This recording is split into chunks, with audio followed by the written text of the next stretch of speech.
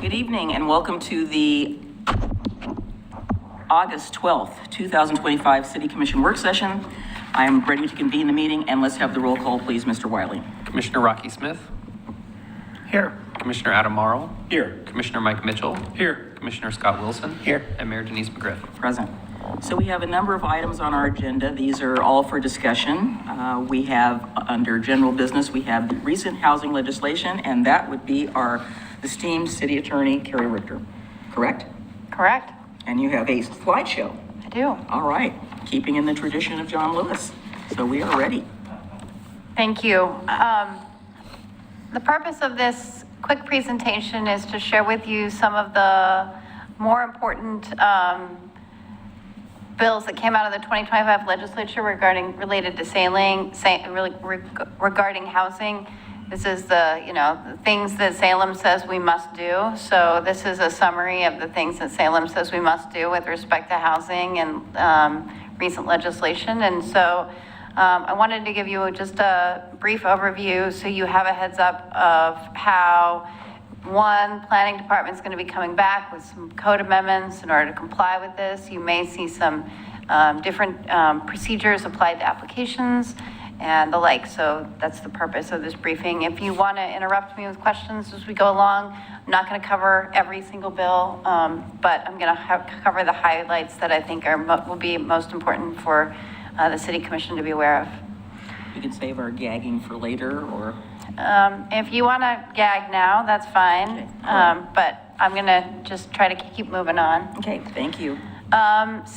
Senate Bill 1537, this is from the 2024 session. You all remember this is the mandatory adjustment provision that was passed last year. It allows for local governments to seek an exemption.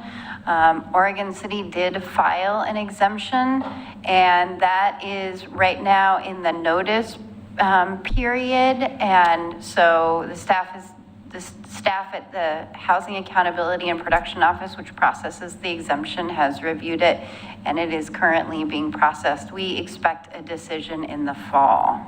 Could you back up? This Sure. is not being reviewed by DLCD? No, it's being reviewed by the HAPO, the Housing Accountability and Production Office. They are the ones charged with evaluating the adjustment application. Tell me more. Who are these people?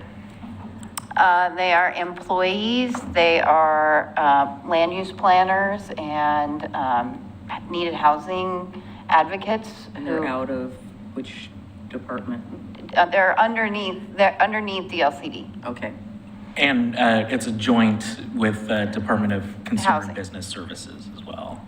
Right. Sounds exciting. They got, I think, what was it, Commissioner Ma, I think they got about $4 million this last go around for funding for just ramp up. This is a brand new group whose job it is going to be planning for housing and enforcement. So if you have a complaint against local government, that's who you reach out to. So a HAPO decision will be forthcoming in the next couple months. It could be approval, and if a full-scale approval, which means that the city could avoid granting any mandatory adjustment under 1537. It could be limited, so the city would only be excused from granting certain types of adjustments, or it could be a denial of the request. We've seen across the board in the metro area some approvals, some denials, so I don't have a good sense of how that's going to go. City of Portland just was denied a few weeks ago, so I could go either way. Now we're moving into 2025 legislation, and the one that I think is most important for the commission to be aware of is Senate Bill 974. So Senate Bill 974 has a couple of unrelated provisions, but one of them is the design standard preemption provision, and it is kind of like Senate Bill 1537 in that it preempts local government design standards for certain types of housing, and it applies to situations where you have a development of 20 or more single family or middle housing units. So this would be like greenfield development, suburban subdivisions, of 20 or more. So in those cases, developers are able to be exempt from a narrow list of design standards. Or if you have a multifamily development with less than 3 units, so if you have 2 units that are not middle housing, so I envision this kind of as a mixed-use building that would have 2 units in it. In that case, you are exempt from this narrow list of design standards. What's important about the multifamily development piece is that there's no exemption for historic preservation. So historic preservation protections that fall within this narrow list would be exempt if you had a multifamily development with 2 units. So Why would 2 units be considered multiple family? because the definition and the statute that they adopted of multifamily is 3 or more units. That's what the definition they used. That's the definition they cross-referenced. I mean, I understand that's not what you would think of, but that's So give me an example. of a multifamily No, development. of something that would, so for instance, let's say we have a development in the Kenema National Register District, and it's 2 units. It's 2 units, that is not a duplex. It's not middle housing. So if it's 2 units, so it'd be multifamily if it was a commercial building that had 2 residential units in it. It would not be a duplex. Then that mixed-use building would not have to comply with the list of design standards that I'm going to show you right In the here. Kenema National Register District? Correct. So this chart is really hard to read, but what it shows is, it's my rough effort to put together, so on the left-hand column are the list of things that the standards that don't apply anymore. Facade materials, colors or patterns, roof decoration, form or materials, doors and garages, window elements, architectural details, porches and balconies. And then what I tried to do is I tried to look at our historic district landmark guidelines to try to understand how those would be, which would be waived. And so things like horizontal board siding, earth tone, wood or masonry, stucco, concrete plaster, all of those things would no longer be controlling in our historic district. So you could have glass, you could have cardboard, you could have, CMU, you could have any kind of facade materials, colors, or patterns in the historic district. Roofs, I've identified gable or cross gable. We've got pitch requirements in the historic districts. We've got window elements, about 1/1, double hung, multiple panes. Architectural details that would be waived, and then porch requirements in historic districts on landmarks that would be waived. The Senate Bill 974 is very clear that it does not include setbacks and it doesn't include height. So you can't get a waiver for setbacks or height. What is not in this listing is massing, which is an interesting question. I don't exactly know how that shapes up with this list, but Say that again? massing, we, in historic districts, Right. we look at massing as a way to ensure compatible development. Massing is not in this list, so I would think that the Historic Review Board could continue to regulate pursuant to massing. But with respect to the 20-lot greenfield subdivisions, where we'd see brand-new development, on the edges of the city probably, there's an interesting problem because the way the city's design standards are set up is there's a menu. So depending on where your garage orientation is and where your house sits, if your garage is a certain distance from the front, or it is facing, whichever way it's facing requires you to do 6 of the design standards or 8 of the design standards, and there's a list of these things. Well, I'm not sure how that works when you have to waive this list and some of these things in this right-hand column are on the list of 6 or 8 or 10 that you have to comply with. So we still need to sit down with the planning department and try to figure that out, because it is not the case that every new house has to have an offset of 16 inches or a gable or hip roof or a recessed entry. It's that the applicant gets to choose from the menu of what are 12 things. And here, 8 of these things are on the list. So I'm not sure how you comply, but that's going to be the challenge for us to sit down with the planning department and try to figure that out. It just, I think, points out the lack of coherency between what the governor's office is sort of putting out with a lack of real understanding of how local governments regulate. Because we have to do clear and objective, and we didn't want to be prescriptive, we just gave these developers a menu of choices and some flexibility, and that menu has now created confusion when we've got a constrained list now of things we have to waive. Questions about that before I move on to the other parts of 974? No, I'm sure I'll have some questions later on in the future, but yeah, my head's hurting already, so it's okay. Keep moving. All right. Senate Bill 974 changes the process for post-entitlement reviews. So once you get your land use approval in your hand from the planning commission or the planning department, you have to go get a building permit, public works permits, subdivision, final plat review. So there's all of these sort of post-entitlement evaluations that happen generally from public works departments or the city engineer or development services.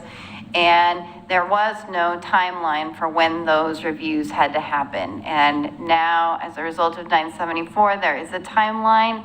It is fairly comparable to our pre-entitlement review, where you have a 14-day completeness period. In land use review, it's 30 days, but 14 days completeness period. So an applicant submits their building permit plans, and the city has 14 days of completeness review, followed by a 120-day deadline for a decision. You can extend that for the parties can extend that for up to 240 days, 45 days, and this is for all engineering plans, building permits, public works permits.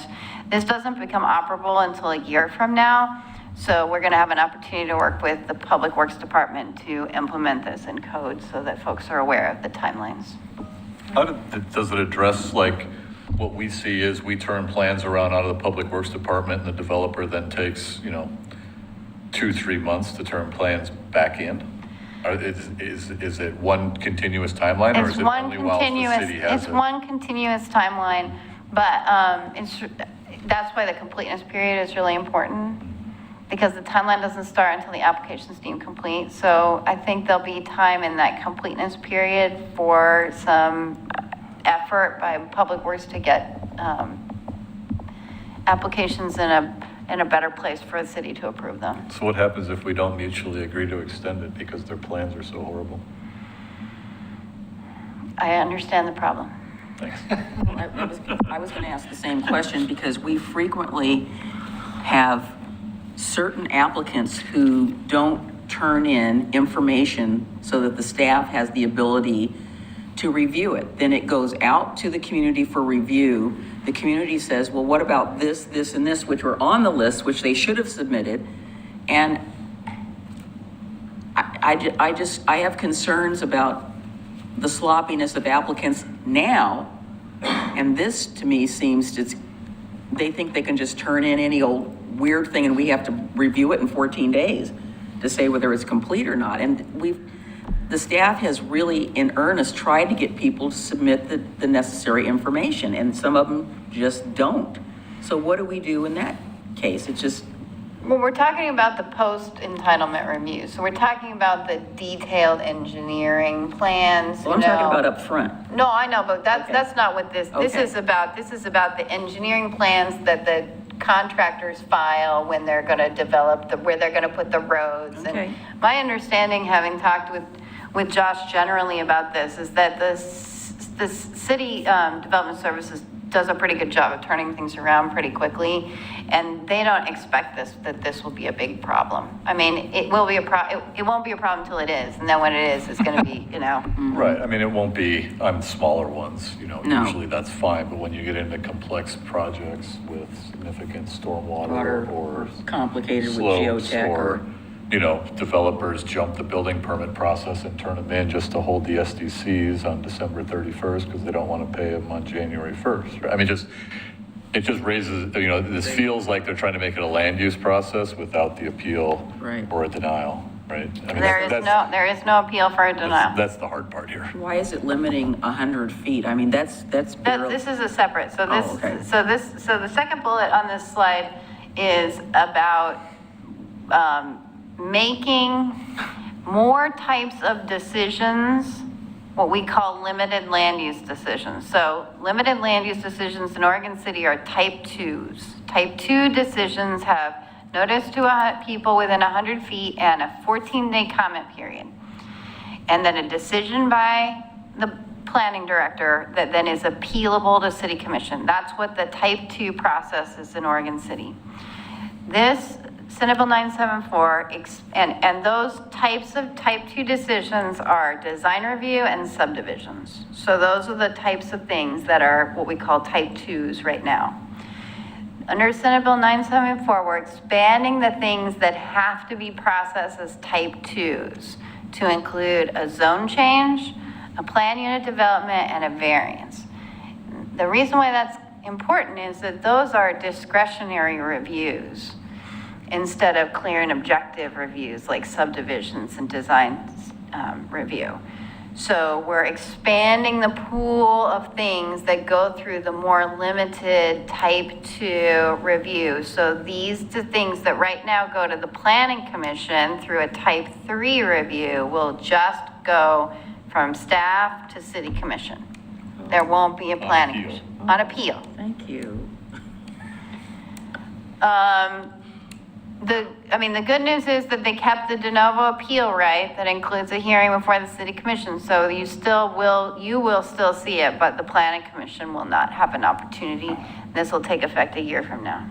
So we're gonna need to amend our code to make that clear. What do you think the limit public notice to those within 100 feet? So does that mean you can only have standing if you're within 100 feet, or you only have to notice and we can exceed that if we'd like? Do you have an opinion? The language of 974 says you have to follow this process. Is that a minimum or a maximum? It means you have to follow this process. You cannot give more notice than 100 feet. It doesn't mean that if more people participate than 100 feet, they don't have standing, but the notice is limited to 100 feet. Are we still allowed to require our posting? Wow. We require them to post this. I mean, this is basically taking, we have people complaining about taking their vote away. This is about people being unable to participate in a process by which we have a goal 1 requirement that says people can participate in all, if they don't get notice about it. I mean, 100 feet is barely it's my frontage on my property, that's 60 feet. So 40 more feet may not get to my neighbor. I know, we're just saying, it's just like, I understand. Refresh my memory on my Latin. De novo, is that only what's on the record, or is that? Like new. evidence? Like new. Okay, so it would be we could hear. You take new evidence, you Okay. run a whole open hearing. Thank you. Okay, the next bill I want to talk about is House Bill 2138. This is the governor's middle housing encouragement bill. This is a 45-page bill that has over 50 sections, so I'm not going to cover all of the detailed parts. This is about half the size of, the last year's housing encouragement bill, so I think we're making progress. But just to hit the high points, no traffic study or offset exactions for middle housing developments of 12 or fewer middle housing units, or if the development lot was created within the last 5 years. So this is going to take away the city's ability to require a traffic study. for these smaller middle housing projects, or any offsite exactions, which, as a attorney who's tried to assist local governments in exacting, improvements for these small developments, it's hard to do. So I think this, at least kind of makes it, more cut and dried for everybody, on that score. I'm not sure about how the no traffic study will turn out, but, that's where we are. The second bullet point, is that you get additional density if you're building accessible or affordable middle housing units. So if you build one additional unit, that's accessible or affordable, you get an additional unit for a triplex or a fourplex. So If you only do- two, so if you have two units, one of them can be accessible, then you get a third one for free, Correct, so to speak? correct.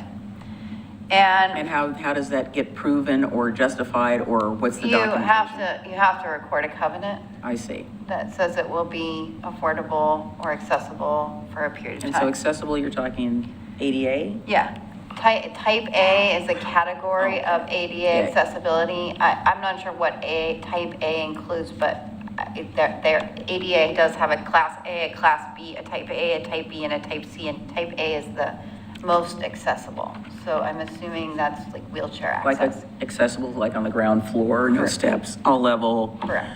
Bars I don't- everywhere? yeah. Okay.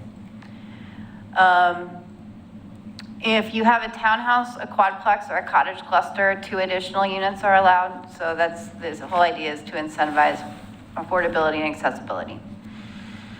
The third point I want to make about this bill is that in multifamily zones that allow 5 or more units, there's a whole bunch of additional density and limited parking for single-room occupancies. Single-room occupancies are a type of residential product where you have essentially a dorm. So you have shared bathroom, shared kitchen, and locked rooms. Like an SRO?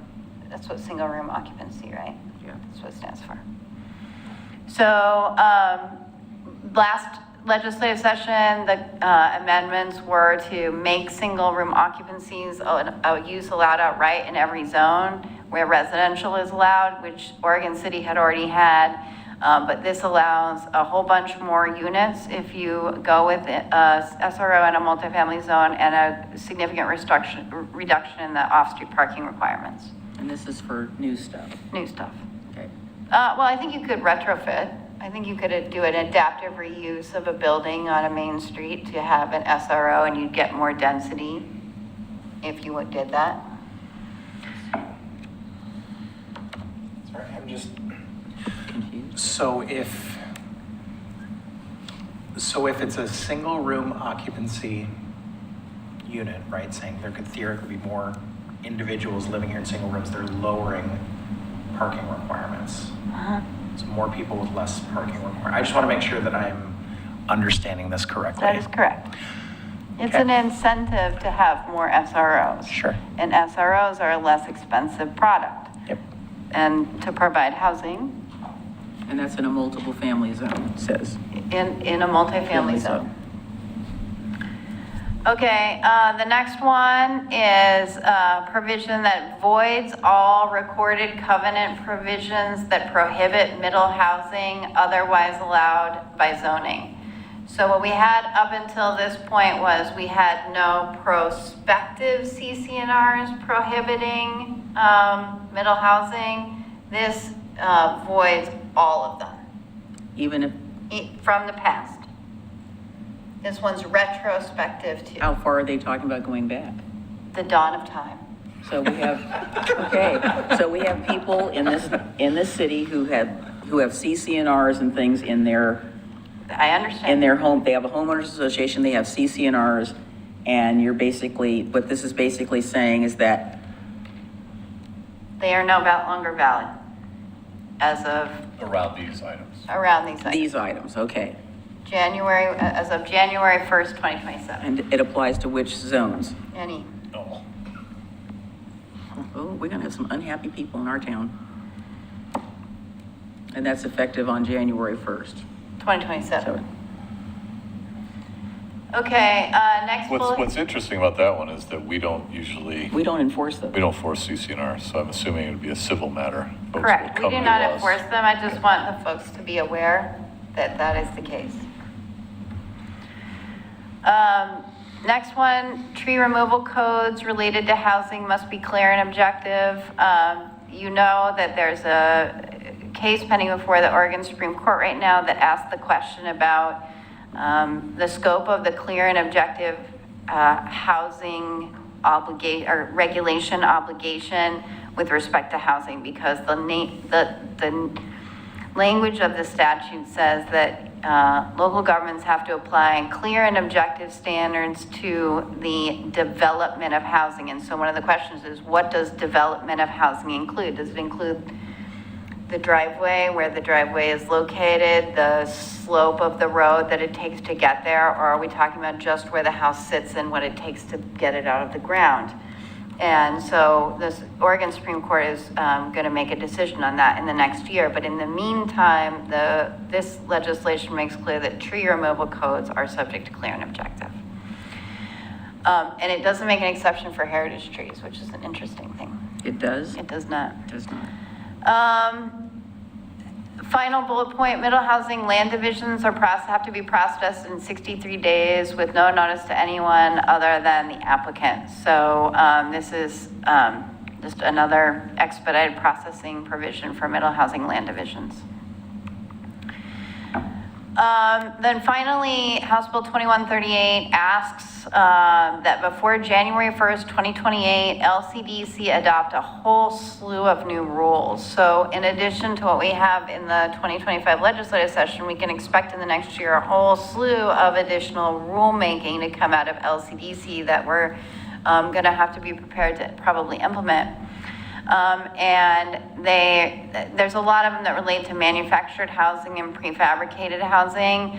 What I think is most important on this list is that they're going to try to define the term unreasonable cost and delay, which is a term of art that is attached at the end of the clear and objective housing standards that say local government can apply only clear and objective standards to the development of housing, and that those regulations cannot have the effect of causing unreasonable cost or delay. And we've never known what the term unreasonable cost or delay means, and there haven't been very many, there's only been one case on it. And so having LCDC weigh in on that will probably have some implications.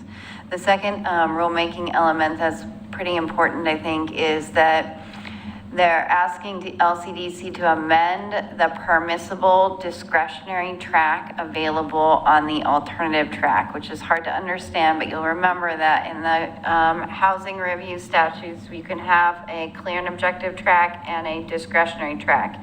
And in Oregon City, that discretionary track is plan unit development, not plan unit development, what's it called? Master planning. Master planning. And this rulemaking is going, and so you have to have a clear and objective track, and then you can have a discretionary track, which in Oregon City is master planning. And this rulemaking is going to amend the permissive discretionary criteria available, meaning I suspect narrow the city's discretion on the alternative track, the master plan track, which, you know, might be significant depending on how that turns out. Okay, then I'm going to move on quickly to a couple of other elements of the legislative session. House Bill 2258. I think this is a provision where LCDC and DAS are going to mandate approvals. So they're going to identify a template for cities to approve applications for certain single-family, middle housing, and small multi-unit housing on land zoned for residential use, even where it might contravene a comprehensive plan, land use regulation, or statewide planning goal requirement. What does that mean? It means that LCDC and DAS are going to make templates. They're going to make templates of things you have to DAS is approve. Department of Administrative Services. They don't know anything about land use. They're going to do the building code piece. So the building code division is under DAS. The building code division is going to go identify, as at the best I can envision, building plans that comply with the building code. And then LCDC is going to take those building plan templates and place them on a piece of property with a boundary, with a lot boundary and a road and a sidewalk, and say, this plan is allowed in any place where a local government has residential zoning. And you must approve it, and there's no notice, there's nothing. This is, I submit it and you give me the permits in my hand. Any exemption for historic districts? There is none. I kind of thought that was going to be the answer. Yeah, the only exemption is steep slopes. The qualifying property has to be larger than 1,500 square feet and smaller than 20,000 square feet. This is how Kanema got developed. Somebody took a piece of paper, they didn't put plans on it, but they said, oh, let's plat all this stuff, even though half of it was undevelopable and not able to be developed because of the problems it has. You know, natural resources, steep slopes, the engineering that it would cost somebody to put something on these lots. What's the point? It's not, it wouldn't apply. You can't do it unless, you know, and I don't see Jeff Bezos building here. So I don't understand how this would even work, to take a piece of paper and put something and say, this is going to be approved. I don't know the level of detail that they're envisioning with this, but the idea is that this takes away all the sort of evaluation at the local government level. Well, why should we have cities at all then? Let's just make it a free-for-all. Infrastructure financing, this is the sort of big attempt to create a financing program to fund infrastructure. It includes grants, loans, and forgivable loans for any type of infrastructure needed for housing. It's initially funded with $10 million, but the expectation is that it will take more funding. They're just trying to get it off the ground, as I understand it. In order to qualify, you have to have a development of at least 17 units or more per net residential acre. And the grant and forgivable loan component is only available for very low income or moderate income affordable housing.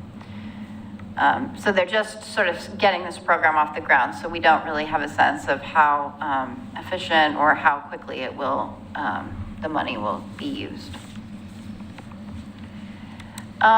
In the last couple minutes, I have one final slide, and this has nothing to do with the 2025 legislative session and housing, but I wanted to give you a bonus of OGEC. Hey, we already took the class. We're done. Well, so I know you all took the class, and No, not everybody has them. He and I did. I just want to point out a couple things. I watched the OGC meeting on Friday, and it is clear to me, as I know it is to you, that OGC is taking some different tacks than they have in the past. They're being a little more rigid about public meetings and public records laws, and we, you know, some of that may be the result of changes in statute. More of it seems to be sort of the leadership of OGEC in the direction that they're going, I would say. I can't explain why it is, but I just want you to be aware that it is. And on Friday, OGEC considered a frequently asked question paper that OGE staff has put together.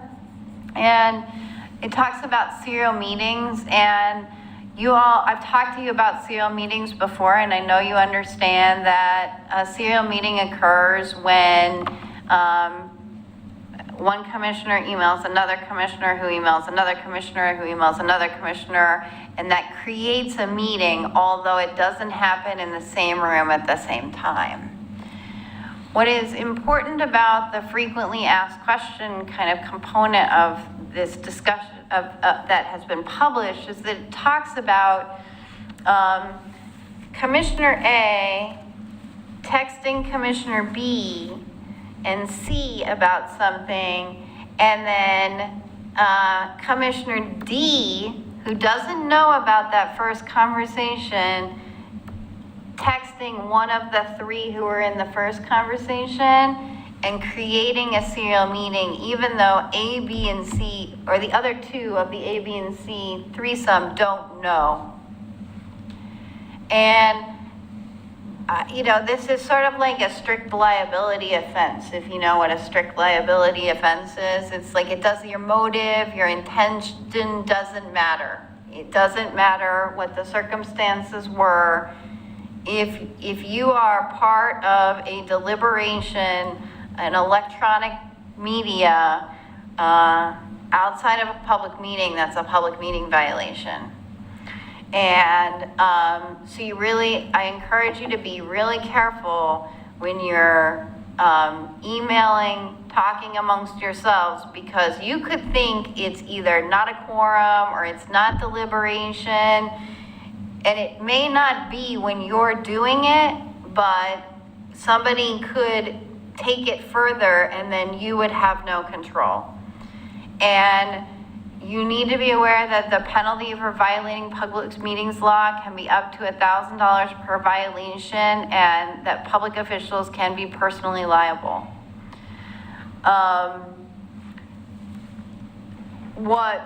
In an email that I sent to OGEC, and I know that other city attorneys did the same, we pointed out that this is, this strict liability approach to public meetings law is going to be a big deterrent for people to become, to serve as public officials.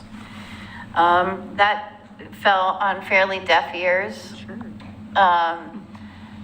But what they did say is that when you realize that you have a public meetings law violation, or you think there may have been a serial meeting, the thing to do would be to let me know, let Tony know, and we can talk about it in a meeting, and then we can cure as best we can these circumstances as soon as we know about them, which can go a long way to eliminating or reducing the penalties that could follow. So I encourage you to be open and communicative about these things when or if they come up, because they're really serious, and it's definitely OGEC is taking a much more strict view of these things. The Supreme Court decision that resulted in this, bringing this serial meeting thing to light, happened a long time ago. But we're seeing more and more serial communication violations. And I think I know commissioners are aware, right? It's utilizing, devices at the dais during meetings. Just be careful, right? Those are public records. It's hard to know what's happening there. So just be aware that, when texts are coming in or emails are being sent during a public meeting, we probably should discuss those if it's relevant to what's being discussed. And then I'm not even sure the social media component of this. I mean, between Facebook and all these other, and this includes private social media platforms, not just like the city's Facebook page or our account, right? So, any multiple discussions on a private OC chit chat, for example, right? Just be aware. We're here to help with that. It is a leap here. Where do your First Amendment rights as a citizen, seem to be getting eroded because you've decided to become a representative of your community? Yeah, so on the public record component, I wanted to point out that maybe you read about it in Gladstone. There's a public records case going right now where a counselor was posting on social media during a meeting, and the argument that the public record requester is making is that that was city business, even though it may have been personal, because it was happening during a city council meeting. And so, you know, again, this line between what's personal and what's city business is, can get blurry. And the city does have a policy in the city commission's policies that prohibits the use of social media during meetings and work session, except for work sessions, but where the source and content of the information is disclosed. So that's what the city's adopted policy says about social media during meetings. But I think Tony's point is well taken about social media more broadly. The city can't maintain public records that you, if you post on different Facebook pages, we can't collect them. So, and we need to because they're public records. So, any questions about that? On that positive note? Well, it'll be interesting if the Oregon government has to come in and applies the rules to themselves. They seem to be frequent violators of their own rules, which is just very interesting. So that's what I have for tonight. I'm happy to answer any questions. Next time, let's save this for last. It's not a good way to start off a meeting. Sorry. I know, thank you. I'm sure there'll be questions, more questions. I can offer some bright spots. Oh, please. First of all, it was clarified that we may talk to our city manager, so that is a bonus. It was clarified that we may talk to the media, so that is, well, depending on who you ask, it is a bonus, without inadvertently causing serial meetings. And then on the housing, I think neighborhood associations were okay too, aren't they? And citizens. Yeah, constituents, Yeah, you yeah. can talk to anybody as long as they're not an intervener, as long as they're not carrying a message for you, as long as the message isn't, Tony, go see what, Yeah. How Thanks. X is gonna vote. or Yeah. What? No, I can have conversations with all five of you, right? But it's not, advocating that, Scott really is gonna vote this way. Mike, how do you feel about it, right? I mean, it's conversations about, questions you have, what's happening with the city operations. So I mean, I think, because originally the opinion was that city commissioners could not talk to the city manager. right. Or that they could, but they were liable for those violations of ethics law. And that's what the same thing they said about speaking to the media. If you were quoted in a newspaper and then two of your colleagues read that, then that's a serial meeting. Or if you say something to a constituent and then two of your colleagues talk to that constituent about the same thing, that's a serial meeting. So let me ask the very simple question. What is the problem that they thought they were trying to solve? I mean, what precipitated this? So, give you an example. I know that some of this housing stuff came out of some issues that were happening with our sister, one of our cities, not our sister city, but a fellow city in the Columbia Gorge. So, instead of working with them to try to resolve the issue that they had with the state, now it applies to everybody, even though none of us were really doing those things. So what happened that tipped the iceberg here? Like I said, what problem did they think they were trying to solve? Well, there were some changes in the public meetings law about training, about encouraging OGEC to provide more training. And I think there was money for training out of last session. But I don't know of any other impetus. Well, it had to be something. So give you an example. There's a training class that we're all supposed to be taking during our term. So we ponied up and we did it. The guy left our meeting with 3 pages of notes that to this day, I have not seen the responses back of what we asked during our meeting. And I will be, going to be writing to them and say, it's been longer than 6 months, where is this Maybe information? these frequently asked questions are part of that. I don't think so. But anyway, so. And then just real quick on the housing front, for the middle housing bill, the governor's middle housing bill 2138, one of the positive changes, again, to keep us optimistic, was that the original language removed the common courtyard requirement for cottage clusters. So whether you were talking about a 4-unit cottage cluster or a detached quadplex, or I mean, it muddied the waters in so many ways for all these middle housing types that would have made it very difficult. And so at the very least, they listened to the concerns over how they were trying to change the definitions of those different middle housing types. The shot clock bill, as they call it, 974, which is the engineering expedited review, that was originally going to be a 90-day deadline, and now it's 120 days. So there were some concessions made, and I'll leave it at that. Well, House Bill 2138 had a elimination of demo review for all historic resources. So that was a big plus to not have that in the bill too.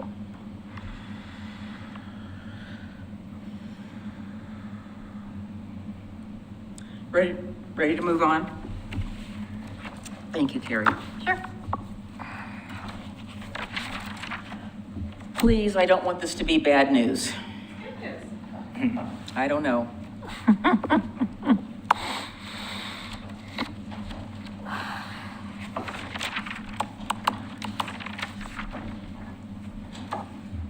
Scott, do you want to just move over so Christina can be over there, I guess?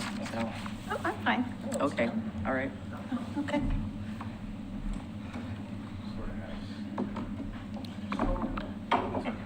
It's all you, Tim. I just didn't want him to sit next to you. Bad influence. Oh, see, that's the problem. Yeah. Good evening. As you remember, late spring, early summer, I was here giving a presentation on what the HRB has been doing for the last year, and we made a commitment that we'd be back to you guys in about this time of the year, August or September, to talk to you about compatible change and the work we've been doing for the past few years on this, and wanted to give you a little bit of a schedule of what we've been doing. Go ahead. Yeah. This started out in 2020, but due to COVID and the craziness that followed, it wasn't really revived back until 2024. And one of the reasons that we did it, because there was a perceived lack of specificity in the definition of what new construction meant, which triggers the Historic Review Board's review of projects in the McLaughlin Conservation District. So a few projects were started, and you can see one that dramatically changed a historic yet non-designated house. So some of the parts, after reviewing it, some of the existing regulations were pretty unclear on a number of items. One was how to measure the allowed area, and the other was whether to include decks, both covered and uncovered. So we wanted to work together to, also wanted to look at how to encourage thoughtfully designed small dwelling units. And we want them to be reviewed as part of the building permit review process. So where we are today. So first of all, this is specifically for the McLaughlin Conservation District. And you'll see up there, the properties, we have about 854 properties. 553 are non-designated and 301 are designated. So this is really what we're talking about tonight, is about the non-designated houses in the McLaughlin Conservation District. The current city code permits significant renovations to non-designated structures without getting any approval through HRB. And all new construction is reviewed by us at HRB through a Type 3 review. The current threshold for new construction is, as stated there, any new building or structure separate from an existing building larger than 200 square feet. And any building addition that is 30% or more in area, whether individual or cumulative, of the original structure. So you can imagine the difficulty of trying to figure out what that measurement is. And again, we also looked at small dwelling units that could be added. You call them ADUs, call them what you like, but that's what we talked about. So our process, basically, we started in November of '24 with work sessions darn near every month. Every month. Yeah, with Kristen Miner. Kristen is our consultant, and she was paid by a CLG grant. And she did a great job working with Christine to bring all the relevant information to us so that we could talk about it and work through it. One of our processes was we wanted to send postcards and surveys to all the addresses in the McLaughlin Conservation District. And then we also shared it via social media, the city's website, to everybody in the city. So we got really good input from all of that. Surprisingly, actually, really excellent input. The other thing we did was we had an open house March of 25 before our neighborhood meeting, and Christina did a presentation on basically compatible change in the neighborhood, and we got really good, again, really good feedback from folks that were there and people that had followed up with letters later. So all of those things were really, really important to what we did later as we discussed all this. Just as a quick note, for the first time, just because there may be people watching this, not everybody besides us knows what CLG is, so certified local government. So if there's an initial, if you just say it one time. Of course. And then the public can, because I get asked about this all the That's time. assuming I know. But I know you know, I know you know. We'll so figure out. It just Even if I have helps, to make it just it helps up. the public process. Okay, perfect, thank you. Let's see. Oh, we also created a project website, and Christina set it up with everybody to do updates for folks that wanted to know what was happening. So we, in fact, did that.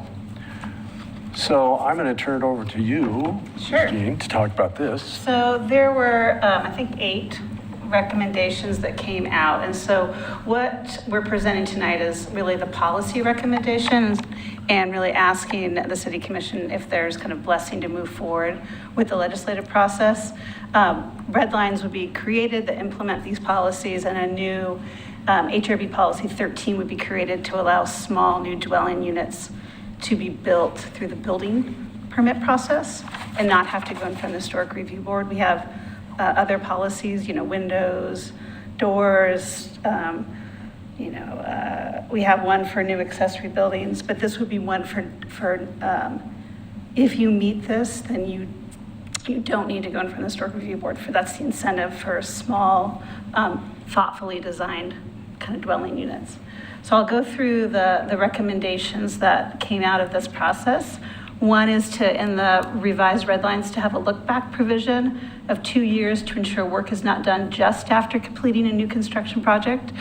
We had one of those a couple of years ago with an ADA ramp. So this is an idea that you don't hold back half of your project and wait for your certificate of occupancy and then come back later. But that project's under 30%. So we can have a look back and look forward. So we have that. Christine? Sure. Is that one time? Well, Or I could do something Yeah, I think there's a point just after 2 years and then do Yeah. something just after another 2 years? There is a point where this is not a historic district, right? This is a conservation district. So we're Right. looking at new construction. Once you've had a new project, you're not coming back to the city or the Historic Review Board to change out your window. You're a non-historic building. The idea is the Historic Review Board and the city can look at kind of your proposal. And then once it's built, you're still considered a non-designated. But what we wanted to make sure is that you couldn't come back with substantial changes right after. And 2 years, 5 year, 1 year, the conversation of 2 years seemed like a reasonable time period that you would have to wait in order to, if you really wanted to do something. It was not just 6 months or 1 year. So there was a 2 year and a 5 year conversation. The board came back through their And if recommendations. it's less than 2 years, then you have to come before the HRB? Yeah. Okay. question. Sure. So, and I say this very carefully, so does that mean that staff is going to be going out to look at these things? If a building permit comes in, this will be triggered that says within 2 years. If, I'm not talking about the building department, because they're not historic review board people. so this would be additions. You're not going to be able to do an addition without a building permit. But somebody's going to be looking at it. Yeah. Now, alterations that don't trigger the 30% would not be, you could change your front lighting 2 years from now afterwards, 'cause- but this is something that would require a building permit. You don't get to do additions and use the new square footage as your 30%. Yeah, my concern is I want to make sure that we're not using Google Earth to look at something when physically you need to go out there and actually just look at it. Because Google Earth, as we know, doesn't always pick up everything. Yeah, and so we, I mean, that, we want to, the policy is to make sure that we're having some look forward, look back. The other piece was this conversation of height. So you could have projects that were well under the 30%, and that was kind of the picture you saw in the front, but you could have a pretty dramatic change in height. And so that was really, I think, one of the main pieces that came out was any change in the roof height, the top of peak, plus or minus would go in front of the board. And there was a discussion that, within a couple of inches is fine, because sometimes when you need to rebuild your roof, you're not going to be exactly right, and we don't want to send people back because their roof is 3 inches taller. But within a certain period of higher or lower, you need to go back to the board. There is a cap of the 30% addition calculation of 700 square feet. So for very large buildings, you cap out at 700 square feet, even if your addition may be 23% because you have such a larger building. That was a discussion of that needs to come back in front of the board. So is this adding on to something or a new This would be standalone, if or- you have a very large building, like you have a 4,000 square foot or 5,000 square foot, then a 30% addition might be quite large in total square footage. So there'd be it's a 30% or 700 square feet, whichever is less kind of calculation. Think of any buildings that- An example would be the Oregon City Hospital, the new the assisted care living on 505. So it's a very large building, so a 30% may be a very large. So 700 square feet would be the cap. Now, they're moving forward before these codes are changed, but that would be an example of a very big non-designated resource in McLaughlin. Number 4,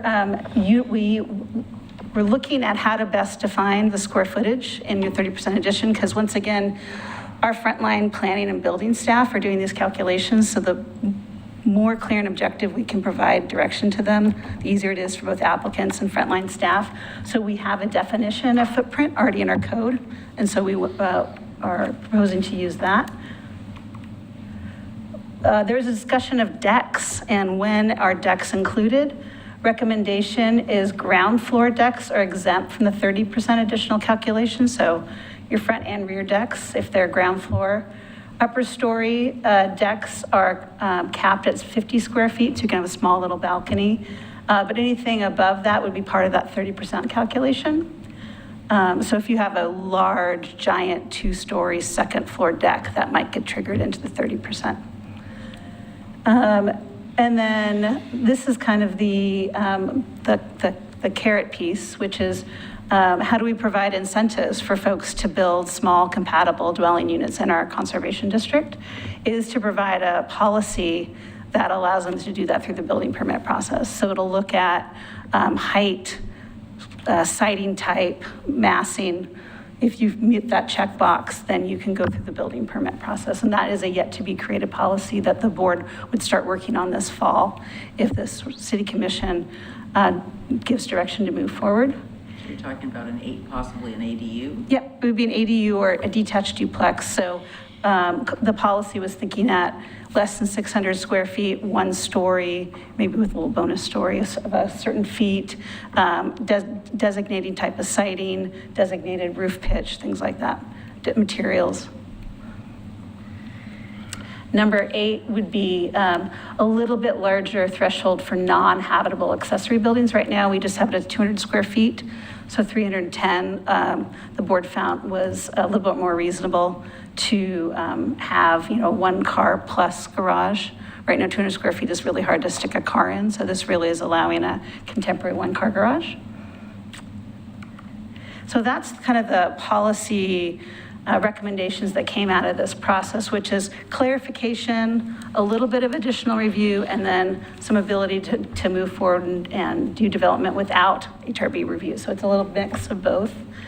And at this time, I think we're really just looking for a recommendation to move forward. If we do, the Historic Review Board will hold more work sessions to create the HRB Policy 13 for new dwelling units, so either a new detached duplex or ADU, and then start looking at red lines that would implement these recommendations. We would come back to the City Commission before we started the legislative hearings to kind of show you what came out of it. In respect to what Ms. Richter presented, I think putting the mixed-use 2-dwelling unit project aside, because I think that's its own piece, most of what you see in McLaughlin is going to be additions to existing single-family or small middle housing projects. So the Senate Bill 974 is not going to be applicable, so we feel pretty good about that. We know there may be a future 7th Street project with mixed use and 2 dwelling units that may fit in. We'll cross that bridge if that comes. And then the new mandated 2027 DAS sample projects, we'll just keep following that. But we'd like to move forward with kind of all the work we've done and provide clarity, and then also some more options for folks. So I know we have both of our board members here, and both Tim and I have talked a lot, but maybe provide a little bit of background of kind of how this process went and what your feelings are. No, go ahead. Okay, good afternoon. We collaborated a lot. We discussed everything freeform. I think this is an excellent example of us trying to win-win under the circumstance. And I think that we've done that, and there's nothing up there that should not have been done. And thanks to our chair and Christina, which the team at planning and have been excellent. So all of this has been very well agreed to. Thank you. I'd like to make a suggestion, very similar to what we did with the review of the design guidelines. We had some pictures and some examples, and I think that would go a long way to showing, because people are visual. I'm not sure how the run-of-the-mill person is going to be able to process some of this in their head. Mm-hmm. But I think having some very simple, maybe line drawings showing, we mean this or not this, kind of just like we did with the design guidelines. Those, when you show people those, they see, oh, we're talking about this. It's not just the words, but you have something next to it that could provide an illustration. Not that that's what they would do, but that is an illustration. This is an example. So when we say about the height, we're talking, this, not this.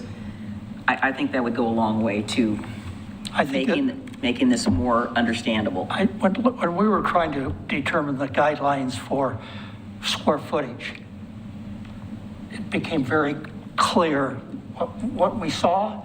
And as the example is, if we were to make a 1.5 story or we're creating a porch, as long when the porch is supported by beams, it becomes part of the square footage. When it's not supported by beams, then it is not. So a lot of that type of thinking has been there, and that's one of the things we agreed to. Yeah, I think that's a great idea. How much illustrations you actually codify and what you create in the informational booklet is maybe a conversation with our attorney, but I think both are great. Right, we talked about that when we did the design guidelines. So we had the minimal amount to be able to get the point across, but there was a lot more dialogue than what the picture showed, but at least it was something. And I think that should be added to this. I think it would be very helpful. I mean, obviously I'm very biased, but I think our design guidelines and things that we have already are very illustrative and are very, if you sit down and take a minute to not just gloss over it, it's clear.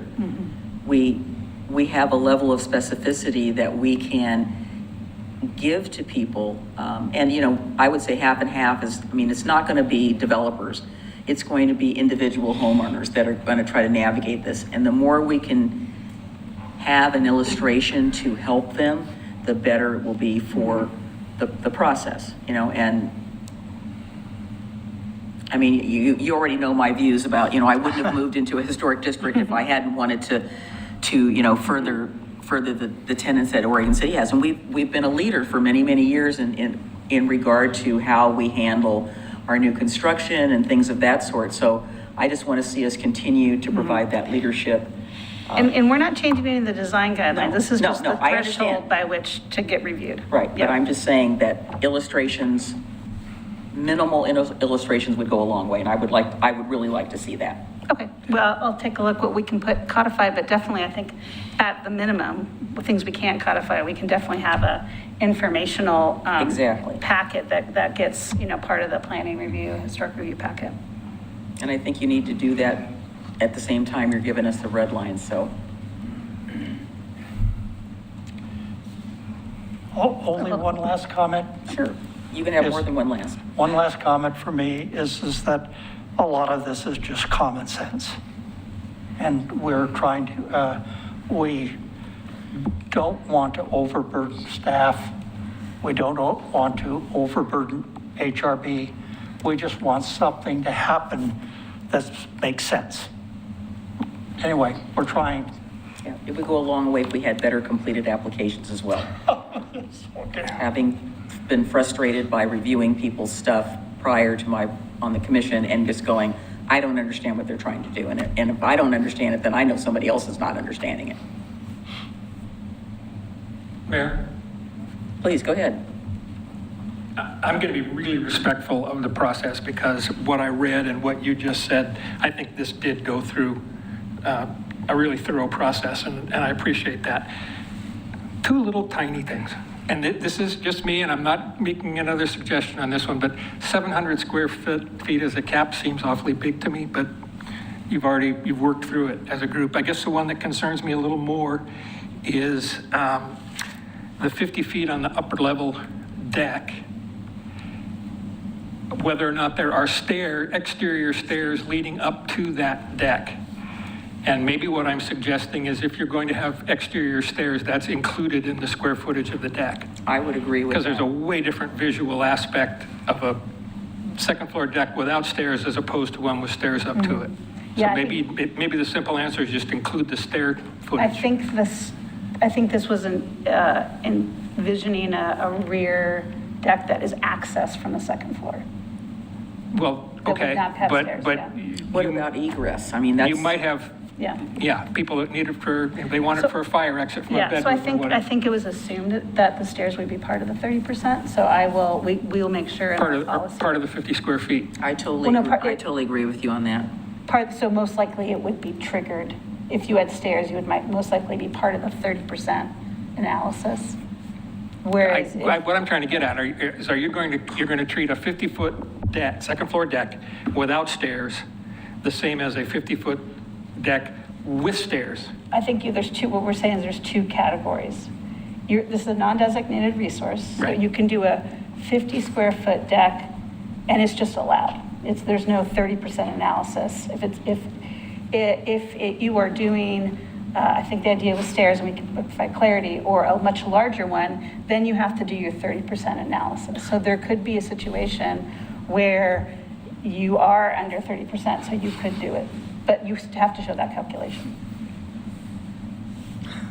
Am I not making myself clear? So if you're putting a 50 square foot deck on a bedroom, just to come out and open your door out to a deck, you can do that, no questions. Right. If you're gonna have egress out of a back door with a barbecue grill on it, and it's gonna need steps, that's gonna have to be part of the 30% discussion, measurement. Are you That'll saying fall- you'd like that to be reviewed if it has stairs? Yes. regardless of the size. That's what I'm saying. Yeah, I would like the group to discuss it. I agree with you. Versus it could be a, what am I, less than, so you could have a second floor deck and stairs that's less than 500 square feet combined, which would be exempt. And your concern is that if it has stairs, maybe it should be reviewed regardless of size. Is that what I'm hearing? That's my concern. Okay. So I think just make a note. Okay.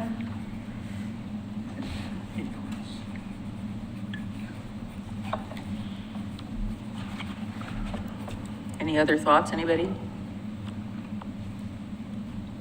I will say this I've said this before to you staff, that I participated in all of the work sessions and meetings and stuff, and I really feel that you did a really great job. I think that the participation was better than expected, which I think is great. And I think people had very thoughtful opinions about what they did or did not want. And, I obviously, as I said, I'm biased. I mean, I live in the McLaughlin Conservation District, and I chose the McLaughlin Conservation District on purpose to live there, because you can't really walk your talk if you're not doing it.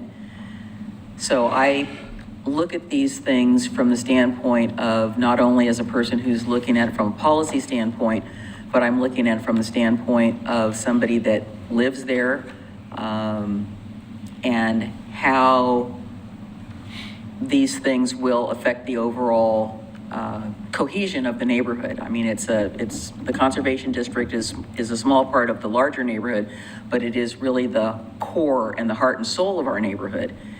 And I think the more we can do to help people make their houses more livable, I guess for lack of a better word, is better for all of us, because that means that even the non-designated buildings continue to survive and provide needed housing for people in our community.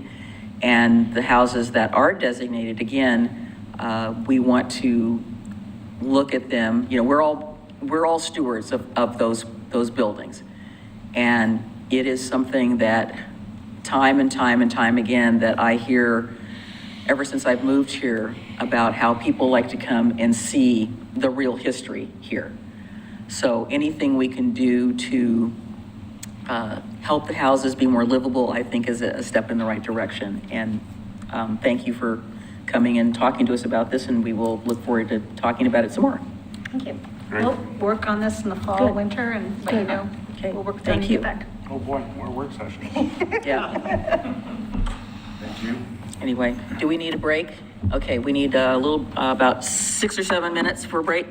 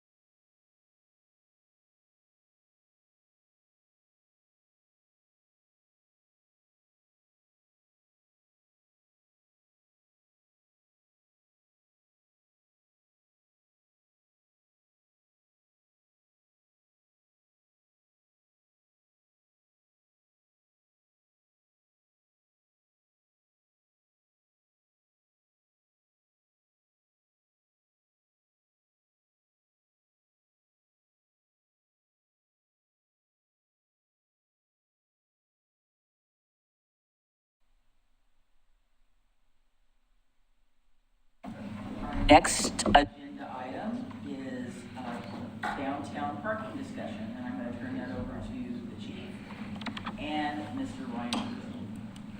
Mayor Commission, good evening. For years, we've known that the courthouse was going to move and relocate to up on top of the hill, but we didn't know what the impact that parking would have on the downtown when that moved. And in May of this year, the Clackamas County Courthouse actually moved. So with that, the commission asked to have a downtown parking discussion of what's going on. So in that, we provided in your staff report where we were at for funding revenue. So we kind of looked at where we were in 2024 and compared it to 2025. So the months of June and July, and you can see that we're down anywhere from 20 to 34% roughly. In the biennium, we had no idea what was going to be. So we actually took our best guess and estimated $100,000.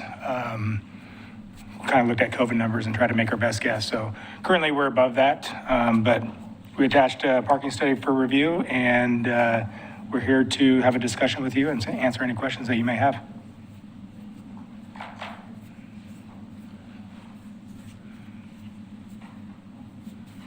Any discussion?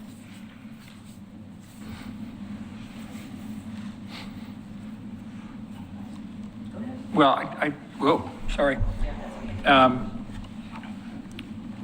First off, I think we need more information before we can decide too much. I mean, I'm looking at the meters at a 46% drop in June, but only a 20% drop in July. So, it's kind of hard to read much from that.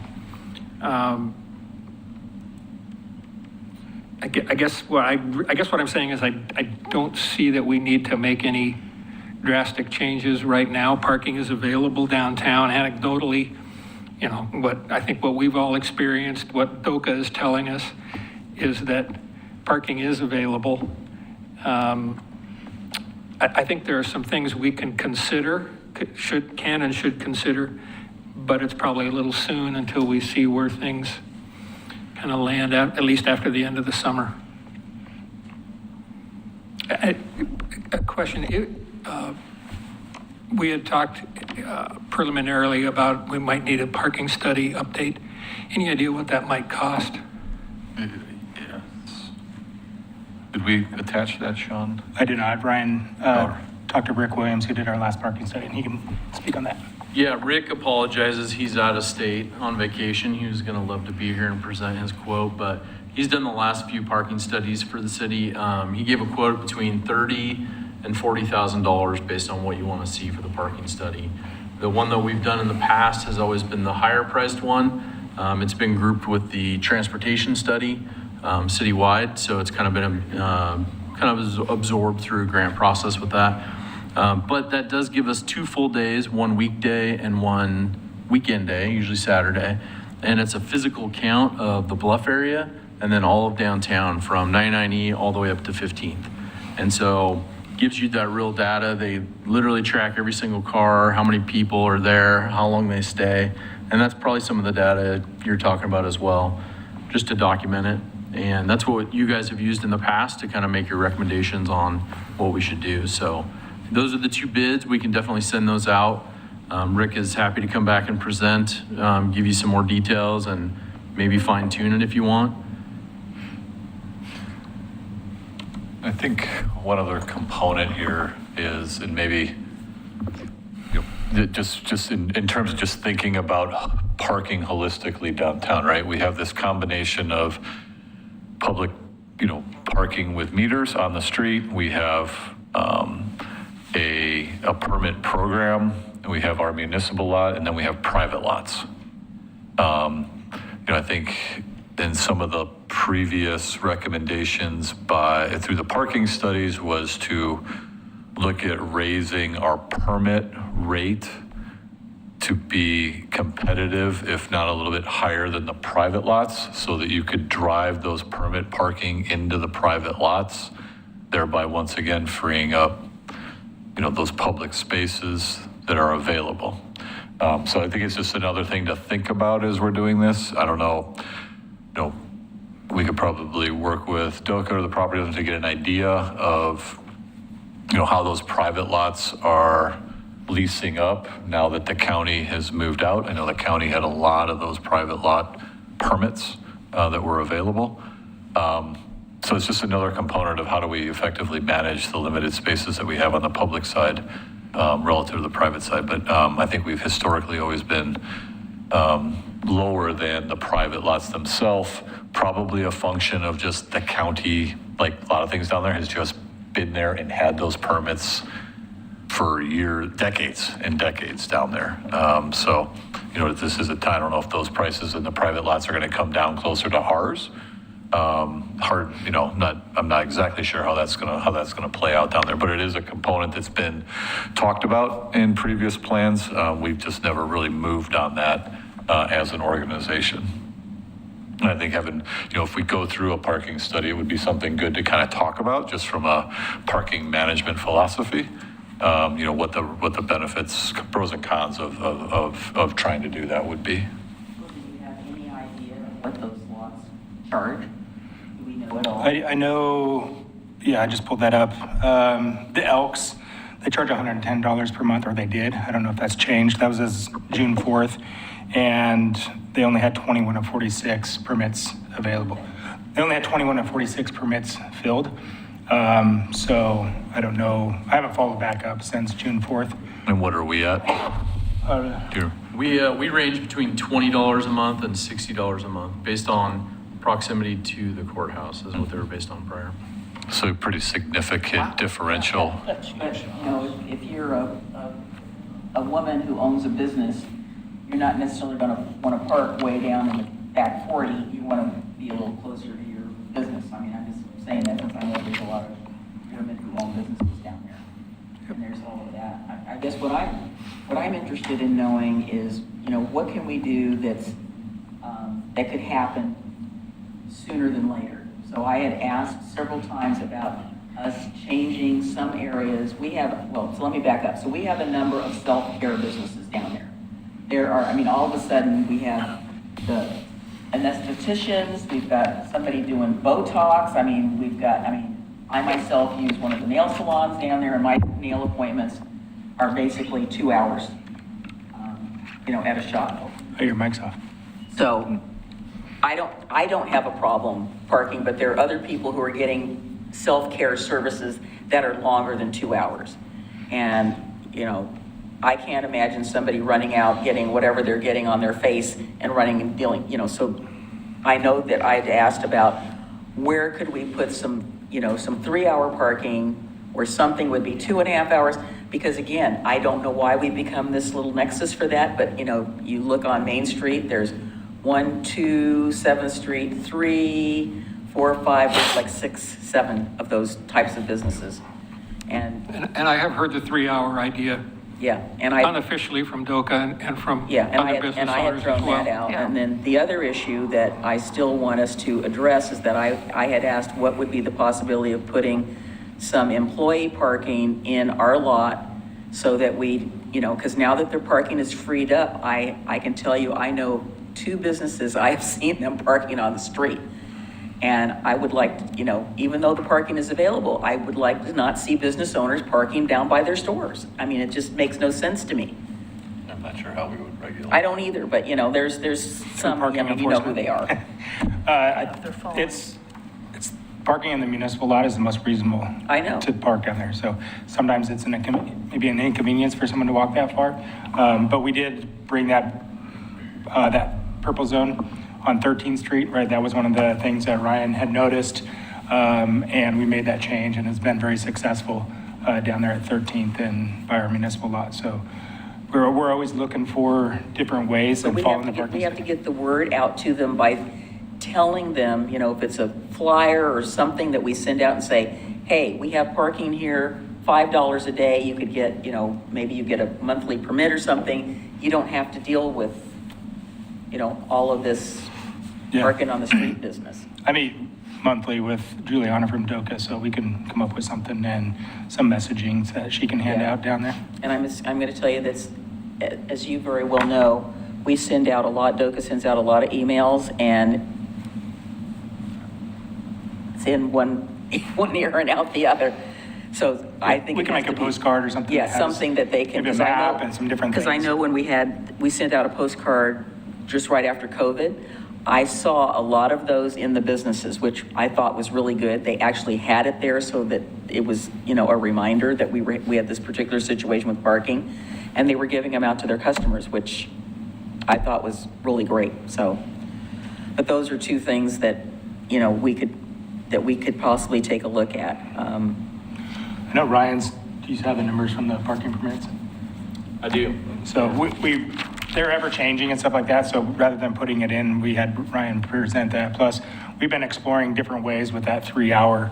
What does that look like? The cost to change all the meters, all the signs, all that stuff it's gonna be pretty significant. So one way we were thinking is, and a hotspot could be a possibility if they use a hotspot app, which we could advertise. Exactly. Could that be something that if the commission approves, that we could use that?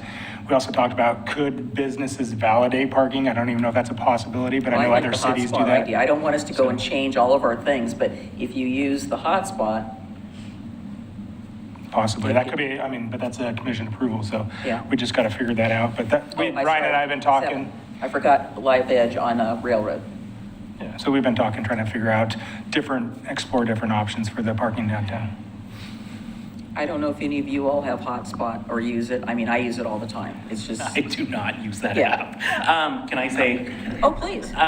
so I agree with a lot of what the mayor just said. The reason why I requested that we bring this up is because I think that there are, like you said, I think there are some things that we can do right now, because this is an issue that's happening right now that we can't wait for a parking study to address. And so I'll get to the hotspot thing, but I do want to emphasize the extending the maximum hours to at least 3 hours, because like you said, not only do we not want someone having to leave in the middle of their appointment to go renew it, but we also want that person to be finished with their appointment and then go to a restaurant. So I think it's something that we can very simply do right now to extend those hours without a parking study. And my understanding, I think from our last conversation on this, was that the grants that we used to fund the last parking studies may not be available anymore anyway. So if that's the case, then, and we don't have the funding to do a parking study, I think that there are still things that we can do. As it relates to the app, like I just said, I do not use that app because I find it to be frustrating, and I always just use the meters with my card. And I have heard many things from residents and business owners complaining or relaying complaints that they've heard from their customers about the user friendliness or lack thereof of the app. And so I'm assuming that the answer is cost, but was there a reason why we didn't go with a more widely used app like Parking Kitty when we made this?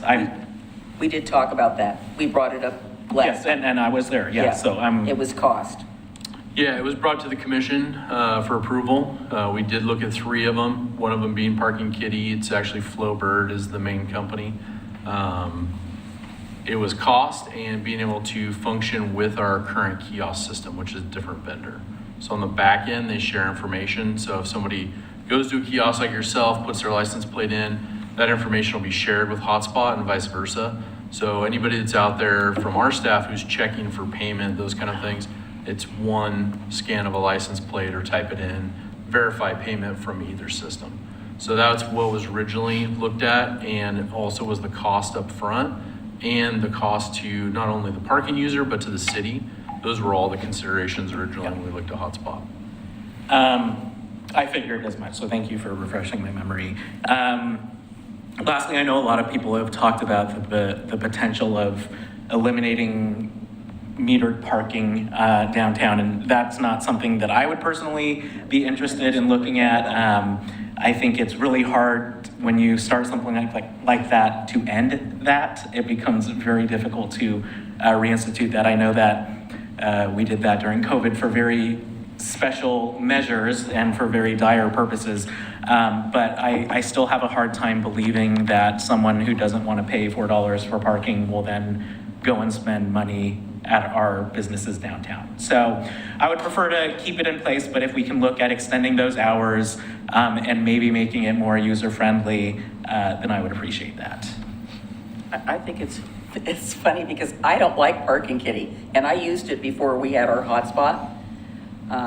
I just eliminated it from the app because I found it really difficult to use, and I noticed that the city of Portland has eliminated parking kiosks. So now you have to go farther afield to find a kiosk where there used to be one, on every block face. They've taken them out, and I was down there about 2 weeks ago, and where the parking meter was not there anymore, and I had to walk another half block around a block to find the meter to put, and there wasn't one on the other side of the street either. They'd taken those out. I find this very simple. I've loaded stuff on it, and I can just, I don't always look at the kiosk number. I have 3 of them in my head, and I'll put one of those in wherever I'm going because I'll be near one of them anyway. So I know, it's not always super visible. So I don't, it's on the back side of them. It's like when I park on Railroad, I have to walk around and look behind the meter to see the number and what one it is. So, but like I said, I just pulled it up. I think it works great, and I use mine all the time. I do have one thing to add on the extra hour, maybe bonus hour consideration. A good direction might be looking to only use our mobile app, as the chief said, for providing that bonus hour. It's an easy use working with our vendor to just recalibrate the mobile app and send that update out. In lieu of spending all the money to reprogram everything, re-sign, re-sticker everything, because that's probably $15,000, $20,000 to do all that throughout downtown. That's So I think you'll get complaints. I mean, I agree. The easiest would be go to the app. I don't know if we have data on how many people use the app versus just punch into the machine. I guess, just from a clarity, right? We're going to get a lot of folks who are going to go, oh, I hear you have 3-hour parking and I can't do it on the machine, right? I get, I feel like if we got to do this, we got to do it, right? And I get it costs money, but I just think the confusion angst, I understand. Yeah, I would be understand. high. I guess the other thing I'd ask too is, when we did the parking study, it used to be back in the day, right? We had like the 8 and 10 hour down there, right? And then we kind of slowly moved into this, the downtown core was the 2 hour. Then you went to a 4 hour as you radiated out from what was the core, right? And our core has certainly changed and expanded to the north down by like OC Brewing, corner 14. It's definitely changed the dynamics of parking down there. When you talk about the 3 hour, are you thinking all 2 hour become 3 hour, or is it kind of that same concept in theory of kind of a concentric expansion of time as you move away?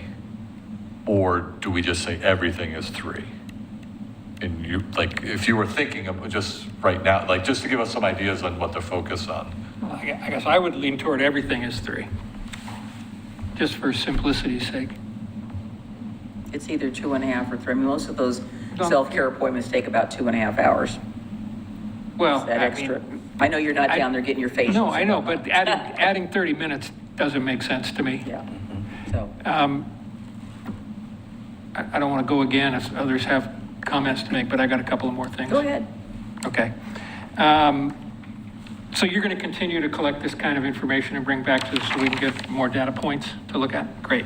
And you should note on there that parking app does take about 60 days to get. Okay. So that's why it's highlighted. Ryan's able to look at it and give a pretty good estimate, but final numbers aren't going to be for 60 days after. Okay, just feed us whatever you can. Do you have information on, first off, I'm going to echo what Commissioner Marl said about the app. I hear a lot from people that it is not easy to use. And in addition, do we get information on the percentage of time that any one or more of the kiosks are down? Because I also hear that the kiosks won't take a card, won't work, whatever. Yeah, we do get alerts. We also get a lot of people putting their cards in the printer slot, which is one error. We've added stickers for that, indicating, where cards go, et cetera. So even when it's low on paper, needs any sort of maintenance, the battery's low, we get those alerts right away and we send one of our staff to correct it. Okay, and does it let So you know it's- if I'm not working?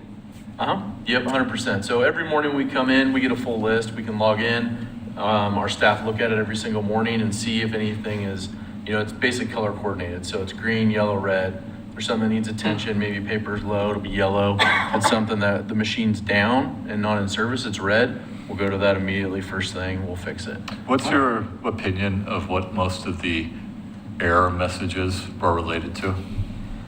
Error messages. Like the machine's not functioning for some reason. A lot of times, well, we've had a bad run with printers, so that's been an issue over the last 6 months. Not sure why, but the printers have gone down, so we've had to swap them out with printers from machines that aren't used as often, send them back to get repaired. So we do have a couple spare printers on hand now, which is good. That's probably been the biggest one, probably for the last 6 months, has been the printers that have gone out. And other than that, you tend to see folks can't quite figure out where to put their credit card in, jam the machine, I have, and the not realizing tapping the screen to get it to come on. Okay. I don't know, is that correct? Correct, yeah, and then also one of the things, a lot of people didn't understand, the receipts were at the bottom. Is You know, what? there's Sorry? a slot, the receipts At the bottom come of out the slot. lower down, in the front of the machine. So just helping educate, that's why it's great to have our staff down there the whole time. And anytime we've got a call, we've had somebody there in a couple minutes to really fix it. fast. So- I probably twice a week when I'm downtown, I help somebody with the machine.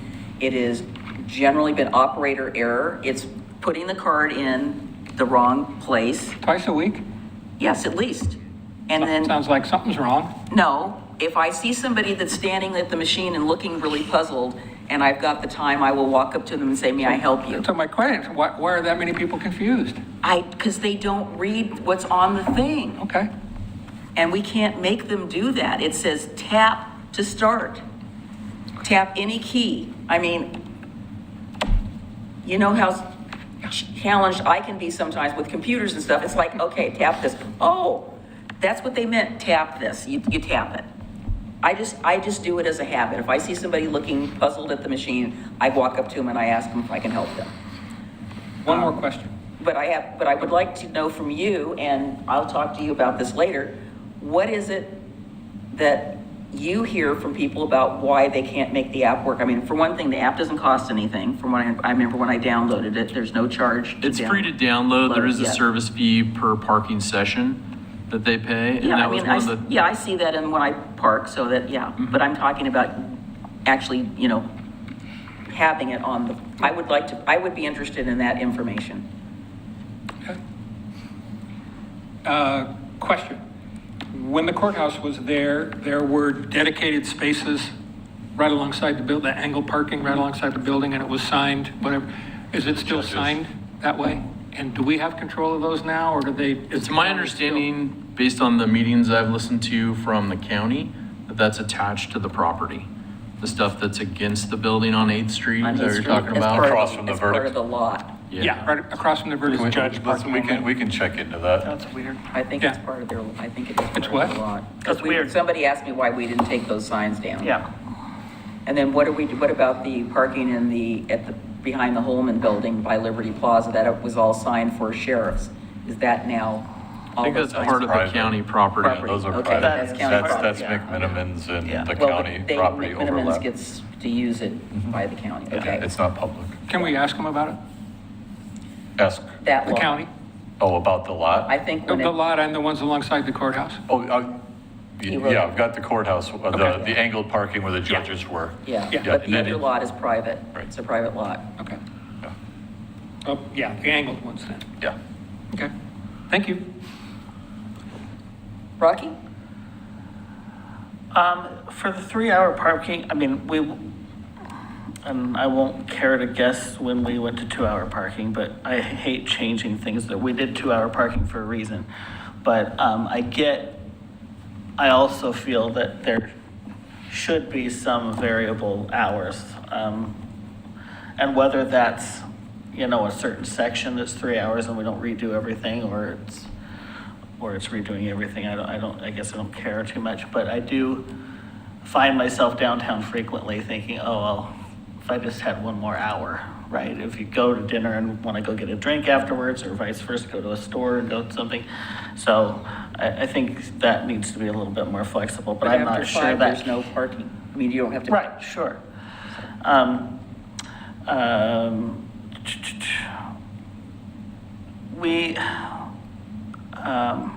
Maybe I want to get a drink during the middle of the day. I didn't want to go there. You said it, I did not want to go. I mean, only in the summer. And Saturday. I didn't want to go there, so that's why I didn't say anything. I said after 5, they don't charge, so I was trying to be discreet. And I don't even drink anymore, really. Okay, I guess in the conversation, I can't submit too much input to the kiosk versus the app because, and I'm not saying just in downtown Oregon City, but any city, one or the other is always a problem for me. And sometimes it's the app, and sometimes it's the meters. So that varies on the day. I would say that most people that are used to going into any town and parking can figure it out. I understand that, some of those things are a hassle and they're not something that most people are used to, just going downtown Oregon City. But I guess if we're starting to discuss the whole parking issues again as we go forward, we've spent a huge effort in this whole shared parking idea. And the shared parking idea that was supposed to be partnering with certain businesses for shared parking and also with the city. I know that I think the only shared parking now that exists with the city is City Hall. That's it, the other guy withdrew. But, we did have some partnerships with some businesses that didn't work out so well, and mainly because of the issues of, I think the city's, I don't know, that the individual public parkings that we're sharing with the city after hours were having issues with litter and various other issues and things like that. So, if we ever go there again, we really need to think that through how we, and if we're partnering with parking lots in the future after hours for public parking, do we have a way to, clean those parking lots, send a street sweeper down there and deal with it or something like that? I don't know. I think some of those are missed by people. The one at the bottom of Singer Hill was used extensively. And I have a feeling a lot of people are still using it, not knowing it's not shared parking anymore. So I don't know if that's an issue that we're going to talk about in the future, but if it is, then we really need to, commit to it and really follow through on it. I guess I'll bring this up while I'm saying that. Sometimes we bring things up at meetings and they get forgotten and never really thought about again. But when we talked about City Hall being shared parking, I also said Pioneer Center and the parking lot at Atkinson should be as well. And I think that also came up with the lot at the VFW that at one time they were going to put a gate on, and then I guess we didn't go through with that. But I think we, in talking with parking, when you think about on the bluff parking too, as having a business downtown Oregon City, I almost always park on the bluff and never really have. I hear so many people talking about how much they hate the idea of parking on the bluff and walking and going down the elevator. It's not that complicated, and it's actually pretty nice. It's, I find myself driving down Main Street 4 or 5 loops and then saying, okay, forget it, I'm going to park up on the hill. If the elevator needs to constantly be a conversation with that, and I'm glad that we've extended the hours on the elevator. That might be a future conversation as we go forward, whether the elevator hours change and all of that too, but I think, we're focused on a lot of issues, and keep working on it. Scott? Regarding the timing, I think that looking at 3 hours does make sense. I would have no issue exploring that. I think, again, supporting, visiting one business and then another and, going out to dinner, lunch, whatever. As far as using the apps and the kiosks, I've used both. I don't personally have issues with either, but actually like Rocky, I tend to honestly park up on the bluff and take the elevator So down. it's you people that are messing up our neighborhood. I enjoy Public street using parking, period. I enjoy using the elevator and, going for a walk. I did have one of the local businesses, approach me with a request, which I think merits some level of discussion. I think especially as we're seeing, we have a lot of restaurants downtown and we're seeing a lot more food delivery, Uber Eats, people doing takeout, but there's a request for just some very limited 15-minute parking, just for somebody to park their car, run and grab some food, drive off. And I think it merits some level of discussion because, we are seeing a lot more of that. We have a lot of restaurants downtown and, I don't want to put people in a position where they're like, I'm not going to get food from downtown because I'm afraid I'm not going to be able to get a place to park. And yeah. I wanted to add one more thing. I would like to see us get, if we do a parking study, I would like to see us get some different proposals. I don't have anything against Rick, but I think it might warrant at this point in time some fresh eyes on it. The last few studies, I will say the one or two I've been a little critical of because there was a lot of assumptions made because they've done it and done it and done it. And it's, I just think it would be helpful for us to get another perspective from a couple of other firms. I mean, we do know some transportation firms that might do parking, and it might do us well to get somebody else to take a look at it. The other thing I wanted to add, in terms of the shared parking, I think what we might try to do is enlist our downtown association, and I'll bring it up at our next board meeting about trying to get an inventory of who those people are, because I know there's one that's right near where Sorrento is, that even during business time, when the county was still operating, that lot was never full. And that might be an option for after hours parking. I know why the people that have the medical building, as Rocky stated, I saw the shared parking agreement. There was nothing in there about us cleaning up their lot or whatever. And so in my opinion, there was a real misunderstanding. I think before we start opening up the senior center lot for things, they have a lot of activities that go on there that they need their parking. And our lot does say that if we have a meeting or something going on in our lot, that, that's, it's not Absolutely. available. So we'd have to look at that very carefully to see how many bookings they have. Right, but that whole conversation Yeah. is that those city lots Yes. should be signed. I So agree. when there is a meeting or some event, that there's a sign that says no public parking. But Yeah, if but there's no. no event going on, No, I agree. those lots should be available. I would agree.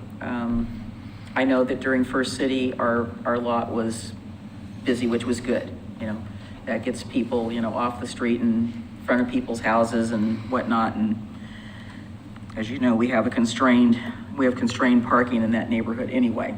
So, go ahead. I would also like to see the shared parking conversation come back because I remember specifically for me, I think is it the Riverview complex? That was always, before they terminated that shared agreement, that was always a very convenient parking location, Yeah. and I know it was for many people. And so if there were to be assurances made by the city, and given that we fund, I believe, a clean team, right? Through DOCA, is that correct?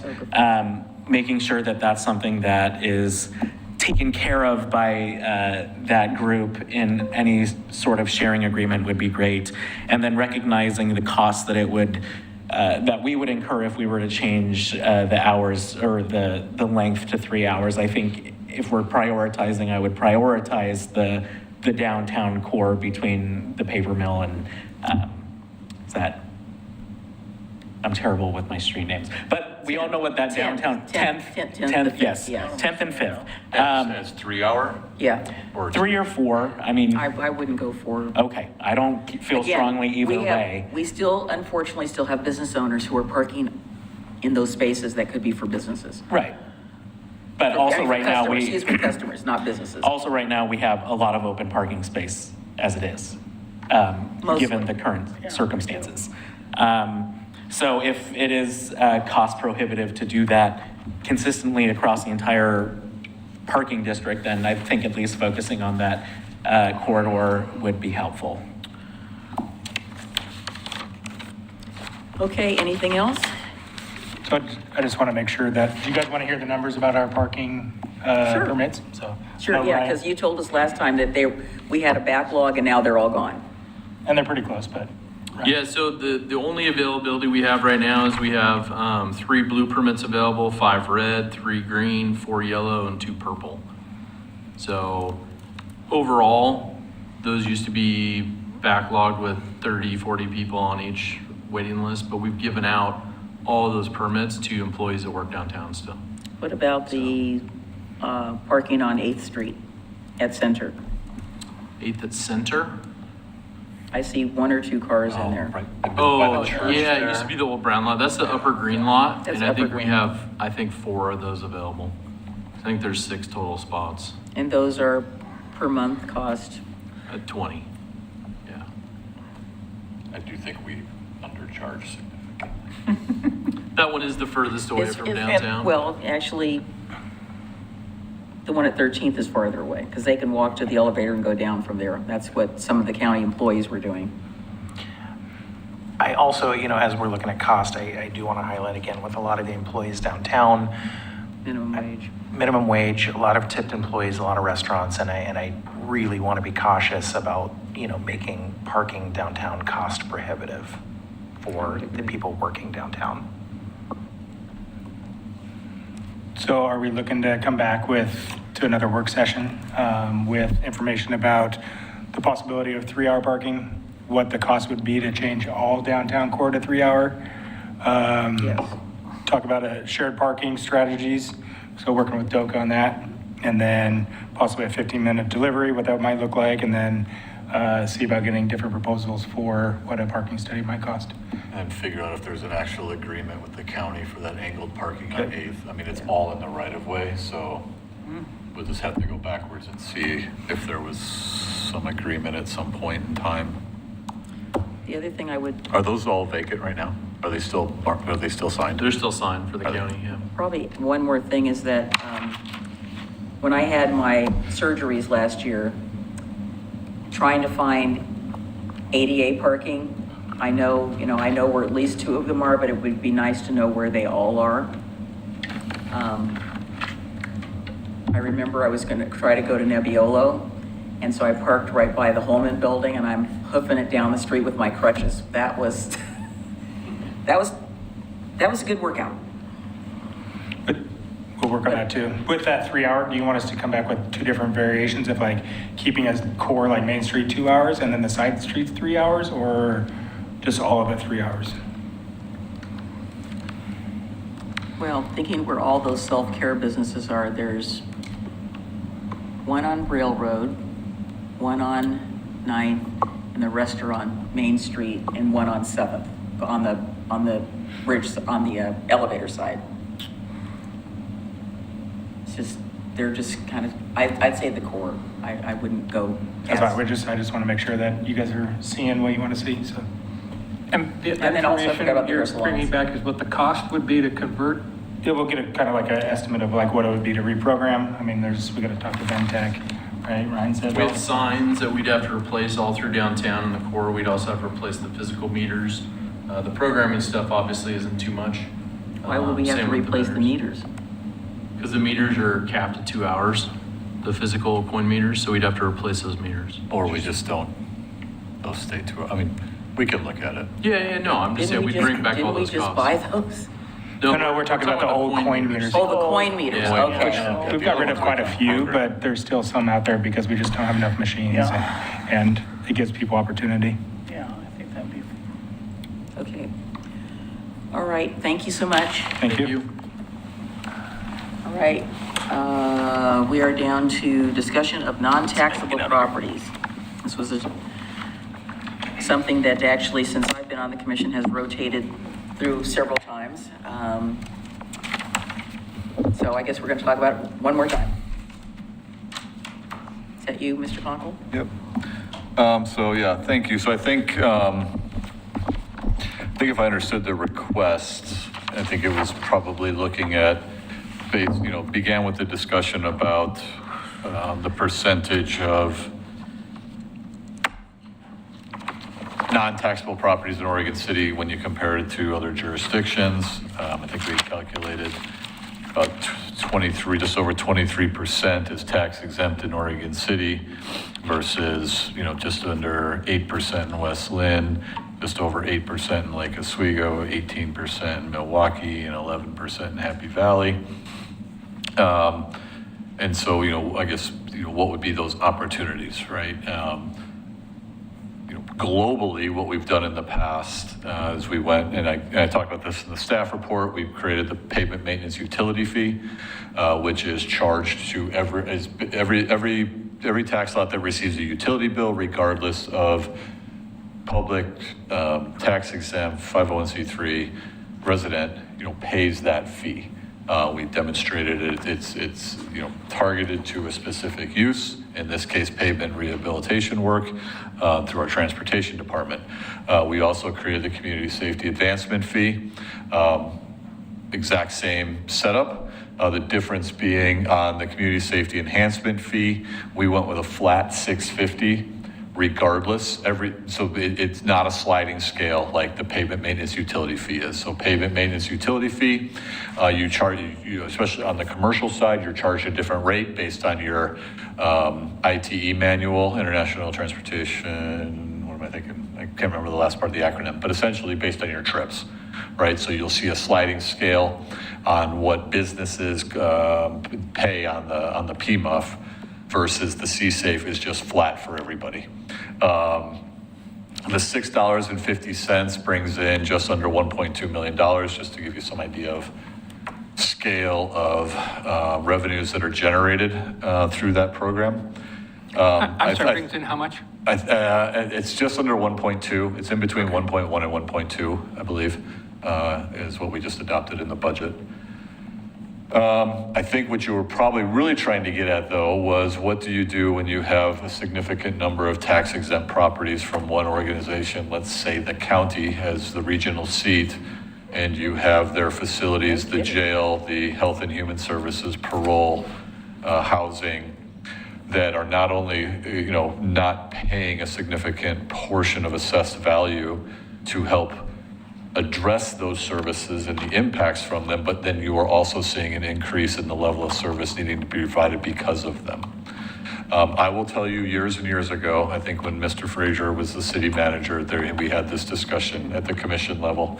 I think at that time it was County Administrator Krupp put together a program that showed all the benefits to Oregon City for being a regional, the county seat. Being the county seat, that yes. Conversation kind of died pretty quickly after that. And then I did include in the staff report just some examples of, it's not necessarily a payment in lieu of taxes, which I think is what we're probably thinking of in this case, which you would have to negotiate. We have entered into agreements with the high school. They pay a portion of the school resource officer. We had a similar agreement with Clackamas Community College. They paid for a college resource officer. We have an agreement with Water Environmental Services, both for the West Good Neighbor Agreement, where we get a portion of funding every year that goes into enhancements and improvements around, the Cove Clackamas Park area. We also have an agreement with them for I&I. So not necessarily a payment in lieu of taxes, but they are negotiated agreements for additional funding to come in to benefit the community.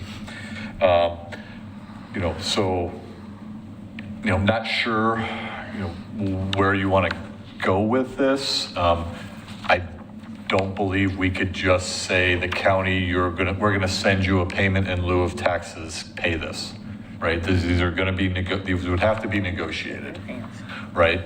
Could you make an argument that because of all these services that are in our community and impacts that you should, enter into an agreement with us for some amount of money for law enforcement enhancement?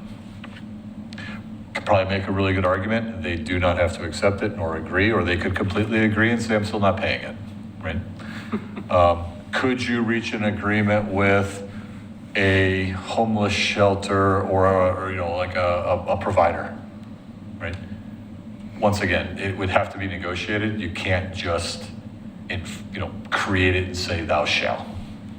Be nice. So, I think those are kind of as far as I've gotten, just wanting to just kind of set the table for a discussion on what you're thinking related to these options that are available. I did include a reference to the nonprofit pilot program, payment in lieu of taxes, that was created by the Lincoln Institute. Seemed to be, just kind of spells out. It seems to be something that's been utilized quite a bit in the Northeast, East Coast of the United States. And then I also did include the information from League of Oregon Cities. That's more your typical kind of revenue generators that you're going to see: GO bonds, tax increases, revenue bonds. The fee is discussed in their system development charges. So it's not really, LOC didn't really contemplate payment in lieu of taxes. Go ahead. Thank you. So I have a hard time with the utility fee, not because it wouldn't be helpful, but because even though it does get those non-taxable properties, it also affects our residents, which is the inequity that we're trying to resolve rather than make worse. And I understand that we couldn't just say this jurisdiction or these property owners are going to give us X amount of money. But if we were to institute a fee based off of the square footage of a building, do you think that could be something like larger buildings that are generally public buildings? Do you think that would be something we could talk about because it takes up a larger footprint in our community, regardless of who is the owner, and having having a fee that reflects that increased footprint? Maybe that's something. Are you talking about changing the PMUF, or are you talking about a different fee? I'm just talking about a different fee, or if we wanted to adjust the PMUF, but I'm saying that since we can't just say, this body is going to start paying us this amount of money in lieu of taxes, given that we know that some of those non-taxable properties are large property owners, if we were to say properties of X square feet or more, because of their large footprint in our community and the effect that it has on our roads and water system and whatnot, you will pay this fee that we passed via an ordinance. I think if we were to find out if that passes legal muster, that would be interesting to me. I don't have an answer for that. As we've kind of kicked this around, I think, because we thought about this a little bit, right? What you're going to end up catching, right? It's going to be the county, it's going to be the school district, it's going to be the community college, it's going to be the city, and it's going to be the hospital. Right? Those are, and could we? What I worry about, right, is that however you break this apart, I think we just got to be cognizant of the unintended consequences. Mm-hmm. Like I don't know that you're going to be able to differentiate too much in terms of the school district impact versus the county impact, just based on we thought about building size, we thought about number of employees, yep. Right? I mean, it's hard. Those two tend to be the largest. And they're probably relatively close when you think about employees, square footage. If you took all the like school facilities, elementary through high school, right? It's a lot of land, or it's a lot of acreage, or a lot of buildings. So we'd have to break that down.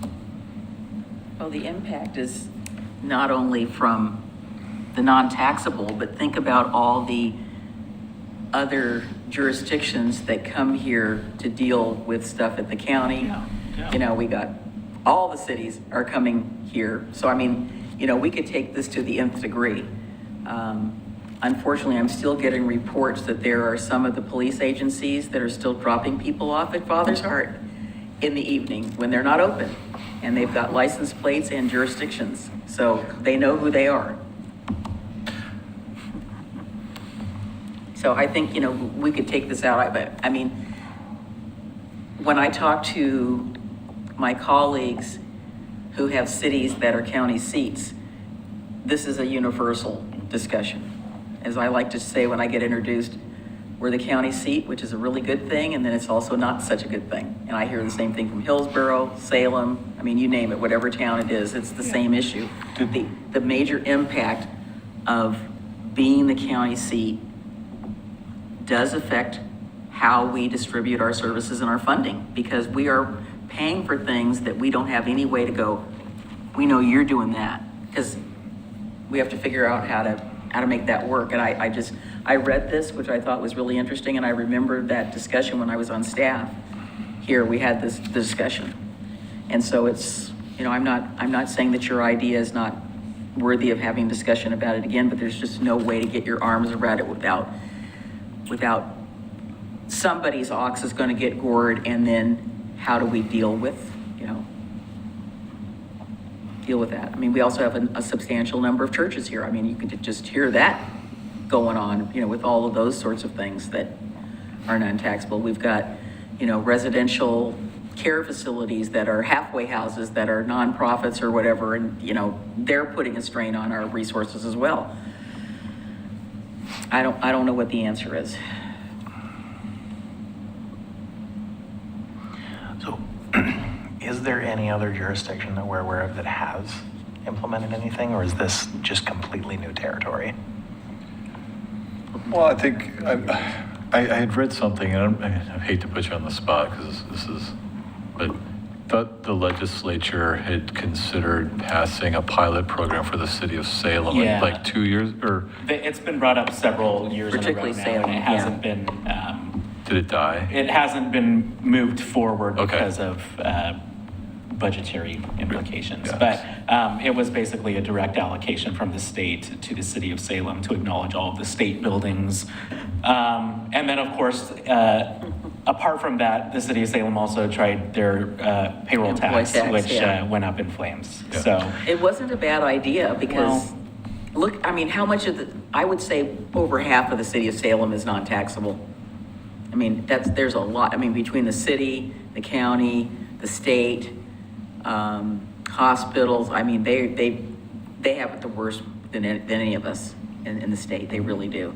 I think I'd have to go back. Nothing popped immediately in the state of Oregon.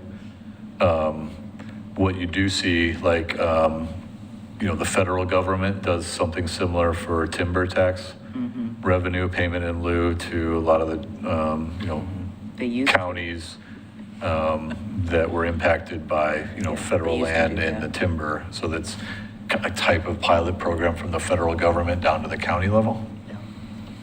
That got clawed back, unfortunately, and all of those counties down in southern Oregon have major budget deficits.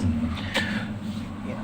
So, and to something you just said, my concern about, because I know it got brought up, I think, when we were looking at the budget, like a payroll tax, and I know Eugene, for example, uses it.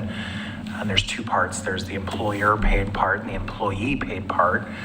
So, for example, the county, right? You can't enforce the employer paid part, but the employees still pay it. But my issue there is like impact on our residents, right? The people who do live here and work here. yeah. It's the same thing as the Yeah. utility fee. Yeah. It covers them as well. Right. It's indiscriminate. Yeah. We're getting And so. everybody on the utility fee, which is good.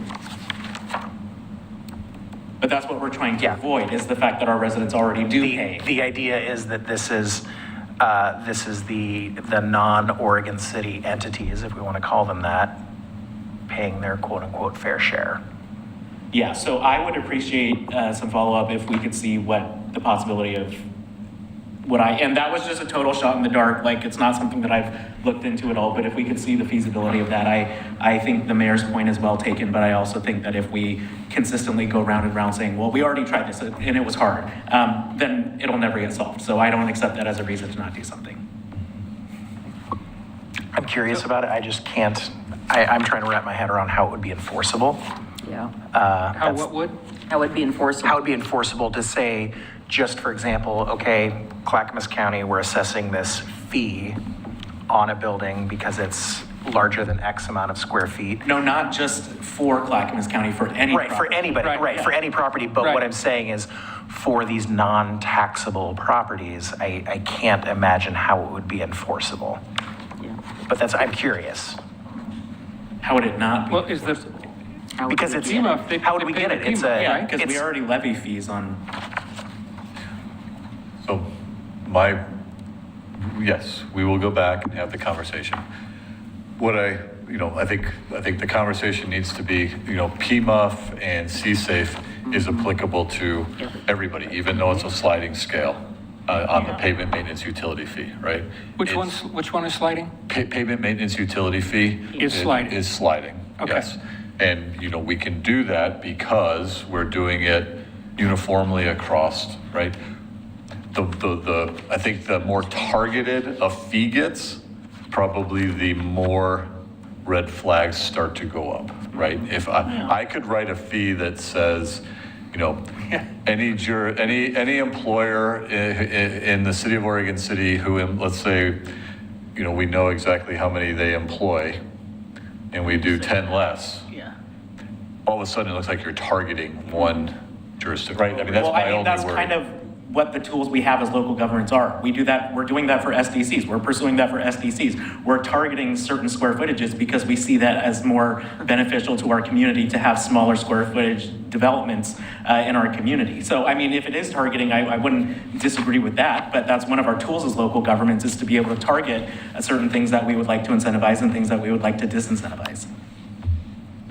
I understand. I think when you get into, is it for-profits and nonprofit, like if it's just not, I think the more we tailor it, the more it looks like it's specific. The SDC is applicable to everybody based on a methodology that's been adopted and approved. If you're creating a fee that only one entity in the city pays, is that really going to stand up? And I don't know the answer to that. So understand exactly where you're coming from and we'll look into that. I've got myself confused now between CSAFE and PMUF. Okay? Which one is a flat 650?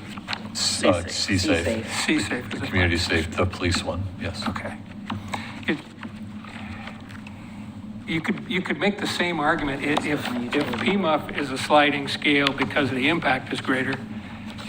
So is the CSAFE because you got more people working in a bigger building, typically. So if you used the same, whatever the abbreviation was Scale. for the At the IT industrial manual? classification, Yeah. use that same worksheet basically and did the same thing. I don't disagree. that seems- I don't disagree. I think the conversation was though, how do we get to the organizations that aren't paying anything, right? You could get there if everybody pays and then you create a sliding scale, right? Yeah. But I think the idea here is how do we end up with what's more like a payment in lieu of taxes through a negotiation with an entity that's not paying taxes through a fee, right? I think that's kind of what I'm hearing. And those are kind of two different methods of collecting revenue. And so, if we said, buildings under, we've created this fee to address impacts on the police department and, buildings under, total buildings on a site less than 500,000 square feet are exempt, maybe. And if you're 500,000, if you have more than 500,000 square feet of building space, you're going to pay this. I just worry when you essentially exempt 99.99% of the users in your community and you target 1, 2, or 3. But that's what we're trying to do. That's why I think the payment in lieu of taxes is negotiated that way. I just have to talk about what would happen if we really narrowed down who that fee is applicable to, or everybody's paying $1 and one person, one organization's paying, $200,000, right? Is that can you do that through a fee And I structure? would be open to seeing something like that as well, but I think to build on what I said earlier, I mean, we have plenty of taxes and fees that are targeted at certain special groups, whether that's based on their income, I mean, with income being the main one, in gross receipts and the amount of sales that they have. So, I mean, a targeted tax like that is not unheard of. So that's just why I would like to know more. Anything else, John? Well, just to throw something out, and it's just something to think about. As I've looked at, what all the possibilities are, I have the list at home, I forgot to bring it. There are 24 or so cities in the state that charge a local gas tax. And that does get a little bit away from it being your own residence, because, if gas gets, you can shop around for gas outside at the city of Oregon City and not have to pay that. And it also would reach some people that are using our streets and don't That are live coming in in. Oregon City.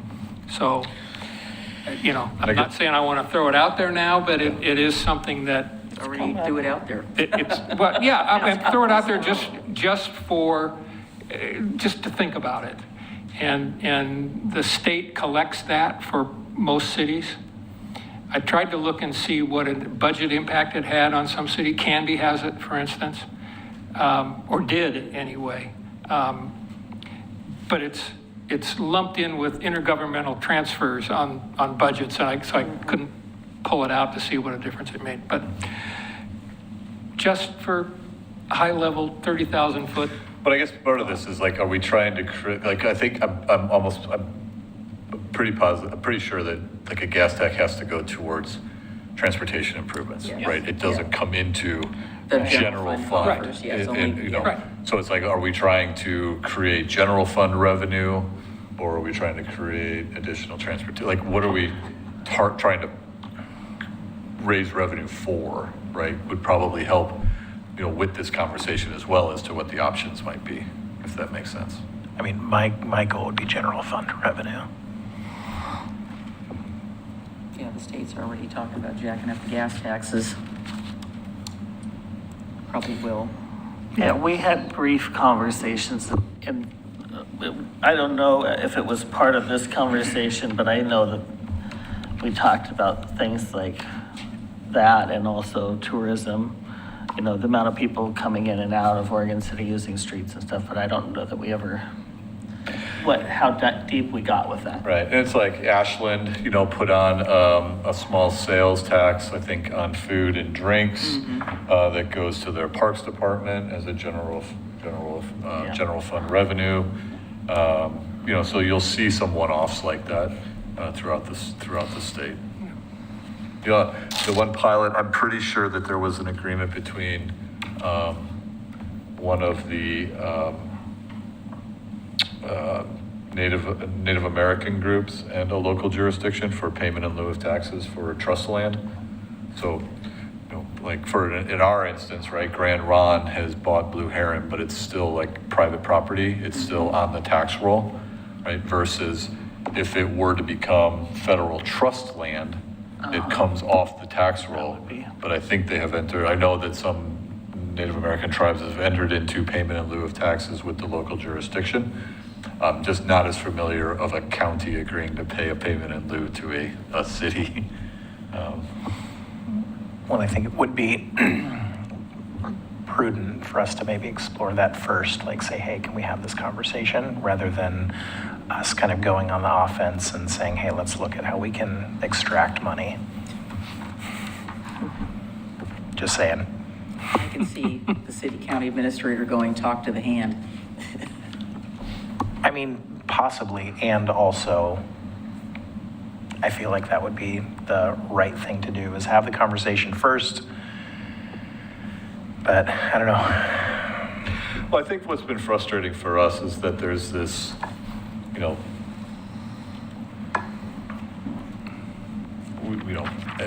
trying to treat all cities in the county the same when we're not. I would argue that we are disproportionately impacted on many fronts, and that should be acknowledged through grant funding, resources made available, some types of partnerships, and maybe, I agree, it's probably a discussion worth having, as well as, whether it's, looking at other alternative funding, whether that's through, supportive housing service funding, are there areas we could target that would bolster our response to what we're seeing? Whether that's, like I said, could we reach an agreement with the county for, like we have with the school district for an officer, right? It wouldn't be a payment in lieu of taxes, it'd be an agreement to bring revenue in to address an impact that we're issue. seeing, Yeah, right? I would agree. I think those would be, similar, but not necessarily a payment in lieu or a fee. It'd be a negotiated agreement for a certain amount of time. Yeah, I just feel that I'd rather, and I think it would be easier to work with them or attempt to work with them rather than, Just dropping something. Just dropping end up something, in yeah. court. Oh, we would never, I don't think we would ever do that as a city. We No, would- no, we would but- just like, okay, But I think we should start with like, hey, this is our concerns. These are some ideas that we have, and just kind of test the water, see what the thoughts are. I mean, if it's a hard, absolutely no, then okay, and we can explore some other options, but I think that would be an appropriate place to start. okay. Are we ready to move on? Okay, let's hit items 3A and 4B. 4A and 3A, they all kind of roll in together there. All right, so right now, the next work session is in September, crazy. So city seal and flag is something that we've added on here to bring forward for discussion. I will not be at that work session. I was hoping you because would. of the topic. Yeah, and we can't, and by the way, we can't discuss it, ahead Yeah, of well, time. that's fine with me. I was hoping you were going to come to the meeting with some ideas, like some Yeah, sketches. no, I mean, I'm having a surgery on that day. I will be watching it, obviously, after the fact or whatever, but I'll have input on it, I'm sure, but at a regular meeting. Yeah, okay. Okay? And then I think the You can always, next, oops, sorry. zoom in. Well, he's Well, that's the convalescing. actual day of it, so depending on how, I'm not sure what to expect, but it is possible, yes. Watching, I can tell you that I had watched a Zoom, not one of ours, but I was in a Zoom meeting after I'd had some surgery, and it didn't go as well as I'd hoped it would go. Depends on what medication I'm Yeah, on it was- at the time, yeah. The meeting put me out. I was already groggy, and next thing I know, I'm like, luckily I didn't have my camera on, but anyway. So I Go think- ahead, City. I think really the main, just quick updates on the Public Works facility at Center Street. Oh, before you get off this on future items, what happened to the one that I had on here that I talked about, these derelict and unoccupied buildings that may or may not be dangerous, but they just don't make our city look good at all. And there's so many of them. It's kind of like, I would like to apply a demolition by neglect and just say, I'm sorry, you haven't done anything with this. It'd be much better as a vacant lot, even. Unoccupied building tax. There you go. Yeah, there. You actually Well, might. I think we brought this. We do about a year ago. Yeah, I thought we brought this back in. They don't do something that we were gonna, It's a thought. I thought we had brought this back. Yeah, because and we have the license engraver or whatever. Right, yeah. So I'll talk to Ryan. I know we have it for, especially right after 2008 recession. And then, we saw a lot of foreclosures, so we started a program around single-family residential. But I thought we had brought this back and kind of checked it off. But let me go back and check with him and see where we're at. I just thought of the revenue answer. Toll booths at the city limits. There you go. and if you're a resident, you don't have to Yeah, pay, and if you're not a absolutely. resident, you have to pay. Yeah, yep. Just show your Photo radar, Show your utility bill? Yeah. photo radar. Yeah. If we'd Well, like to there- talk there- about that, we'd be happy to bring I would love for it. us to talk about that. I would love it. There are cities in the state that are tracking every license plate that goes in and out. I understand, yeah. I don't know mean, what that has to do with the toll booth, but Yeah, well, it's another, we have some intersections in town that we've identified historically, whether it be for high accident or, got a red light camera. I mean, there are options related to that. I want it. Now watch, it's going to get out there that I'm in favor of tolling. I'm not. Look, the reason I say that Carefully is edited that sound clip. I was coming home yesterday and I watched a car go down the street that I live on and the thing flipped at 45. I mean, the meter, the On Washington, by your house? Yes. Wow, this is a lot of the time. wow. It's really, I mean, I can understand why my neighbor is concerned about trying to cross the street. They come up over that hill and they are like it's the Indy Speedway. So Is photo radar red light something you guys want us to put on as a work session or just let it lie? let's just have an update on where it's at, because I think everybody can have it now. It came back. I know there's a couple of cities that have brought it back.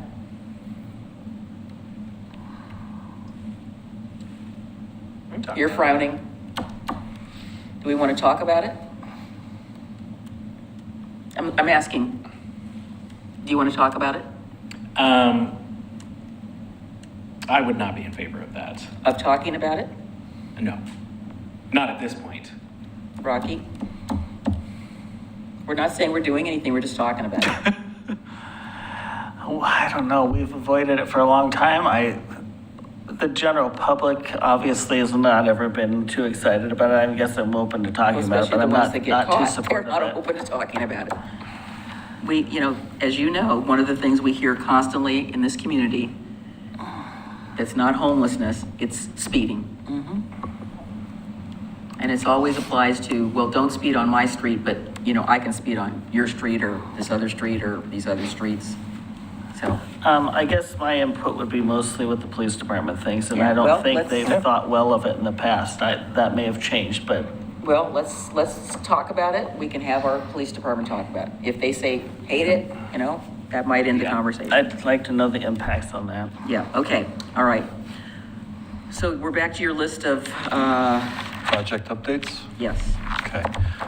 So I think the main thing around Center Street is we reached out to Water Environmental Services as a potential location to decant the sewer effluent that we collect when we do the cleaning of those catch basins, or those pipes, not the catch basins.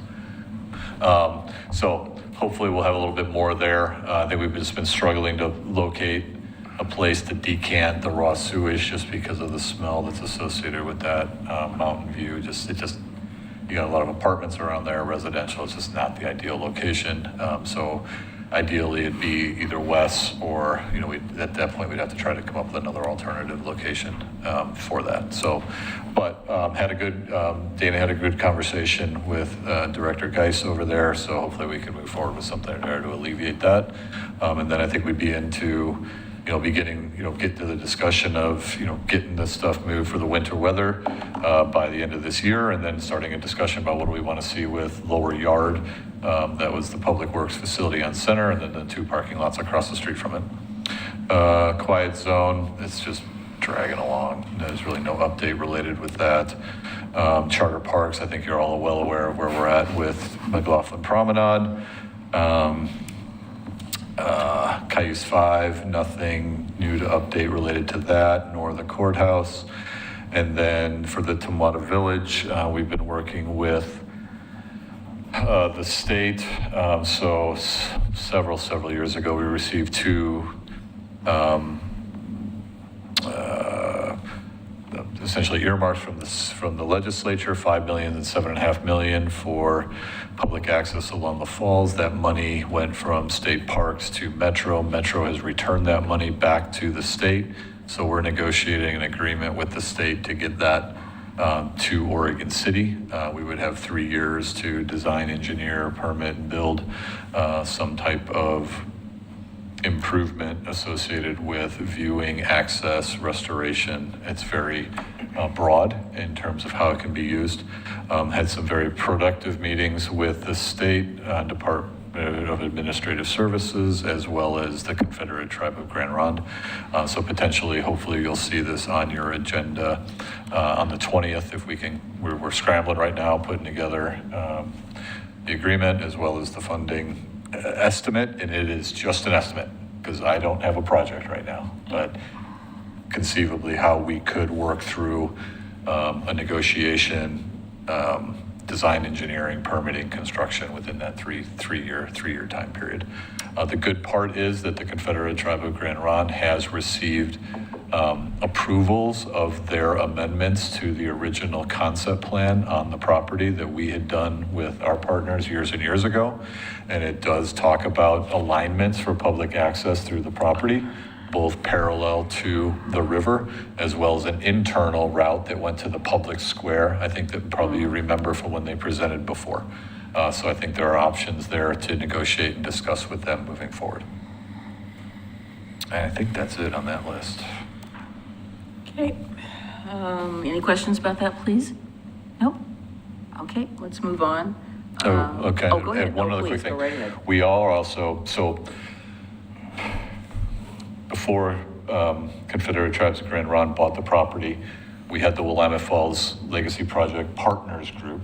It was us, the county, Metro, the state, and the property owner. And we were moving forward with ideas for construction, right? We've got a ton of work on schematic designs, and it was moving into this phase one construction. And so this was why the $12.5 million was parked at Metro. But then we had also put in some system development charges, as well as we get a local share from Metro for parks and open spaces that we had dedicated to the project as well. So we're working with Metro to get those funds returned to us as well. We did spend some money on some initial design and engineering work, but we're working through right now what those expenditures were, and we are expecting to get some additional money that we had put in years ago back to the city, which, you know, we can have a discussion about how those get spent, but, you know, potentially could, you know, be in addition to this state money that we're getting, assuming we're successful in getting that approved. That's all I have. Okay, does anybody have any updates? I know that during the summer, things sort of slow down and meetings get canceled. So if anybody has anything they are dying to share, please go right ahead. Just brief, had the Clackamas Heritage Partners meeting yesterday, end of the Oregon Trail / Historic Oregon City, whatever you want to call. Their board meeting was yesterday. Mainly the conversation at that board meeting was the finalizing the dissolving of the Curtis Heritage Education Foundation and Center. So that's not complete yet, but it's pretty much getting there. The Curtis Heritage Foundation, most of you know the trailer collection that was housed at behind Planet Fitness. They had an auction and sold off a lot of their collection. The organization is dissolving, but there's been a donation to Historic Oregon City or Clackamas Heritage Partners of a collection of some of the wagons that were handpicked to keep. And then certain of their, there'll be other donations from that, but they're dissolving their The organization. sleighs, I think, is another one. Yeah, we actually, that was kind of another great surprise. In recent years, the Oregon City Heritage Coordinating Committee has hosted the Heritage Holidays event where we have had the Curtis Foundation lending or loaning sleighs for the historic sites. Those have been saved and are in currently in the city's storage for Clackamas Heritage Partners. So that was mainly kind of talking about where that is. There was some talk about the process that the city is going through in terms of the end of the Oregon Trail site and the meeting that's coming up November, I think, November 5th, I think, maybe, where we're going to be talking about the RFP for the End of the Oregon Trail site and the pool or facilities. Mainly, they brought it up just in how that the board needs to, be following along with that and have some input into being here at maybe that meeting about their thoughts of that property in the future. In that conversation, I brought up my point at the urban renewal meeting about amphitheater, mainly because the End of the Oregon Trail has become such a focal point for concerts and things like that. And just to be open to think about the future of what might happen on that site or other sites. Let's see. That was the main thing that we talked about. There's some other grants that they're working on and other kind of changes. One of the grants that they have received money for is to add some water bottle filling stations at the End of the Oregon Trail Center, and so those will be being installed. If that's for many reasons, but to save on just constant plastic bottles, but also for school groups and other large groups coming into the center. So that's the main things we talked about yesterday. Adam, did you have anything? Yeah, so just a few things. This isn't committee related, but just a reminder that there will be a special legislative session to try to avoid the governor's ODOT layoffs. And so they are going to convene on August 29th, and it'll go for a few days after that because of the rules that they need to follow for the amount of time in between posting things and holding hearings. So it'll probably go through that Labor Day weekend into the following week, depending on how fast they're able to move on that. I can't remember if I talked about the C4 retreat, but just in a nutshell, it was focused on transit and then homelessness, and then specifically on the homelessness. Whenever we talk about that issue, I always try to get my 2 cents in regarding the fact that Oregon City is not Clackamas County's solution to the homelessness crisis. I do want to note that the C4 tolling subcommittee is inactive, so that can just be taken off. The mayor and myself conducted interviews for Youth Advisory Commission. We had, was it 17 applicants, and we ended up doing 16 applicants. And 3 of them Three did not didn't get back to us. respond at all. So we did 13 interviews, and it was a great slate of potential candidates, and I think it's the most that we've had since starting, and the mayor has made her decisions on those, and I appreciate her asking for my input as well. And so I'm really looking forward to this upcoming term of new students that will be joining the ranks for Youth Advisory. Hopefully they've all accepted. Yes, hopefully. And then just a reminder, I will not be here next week, but I'm hoping to join remotely. I will be on the East Coast, so with the 3-hour time difference, depending on how late it goes, I won't stay till midnight. Oh, we're going to go long that night, just because you're going to be gone. But right, I will, Rocky? I will try to join remotely for that one. Can I ask real quick, of the applicants you did for the Youth Advisory Committee, how many of them were new? All of them. All of these are all new, Yes. not having prior? Yes. That's amazing. That's great. That's really cool. I talked to almost all of the current students except one, and they all want to come back. That's amazing. Actually, let me take that back. I have one more I haven't talked to at all, and I still have to talk to that person. Wow. I won't say if it's a him or a her, but talk to that person.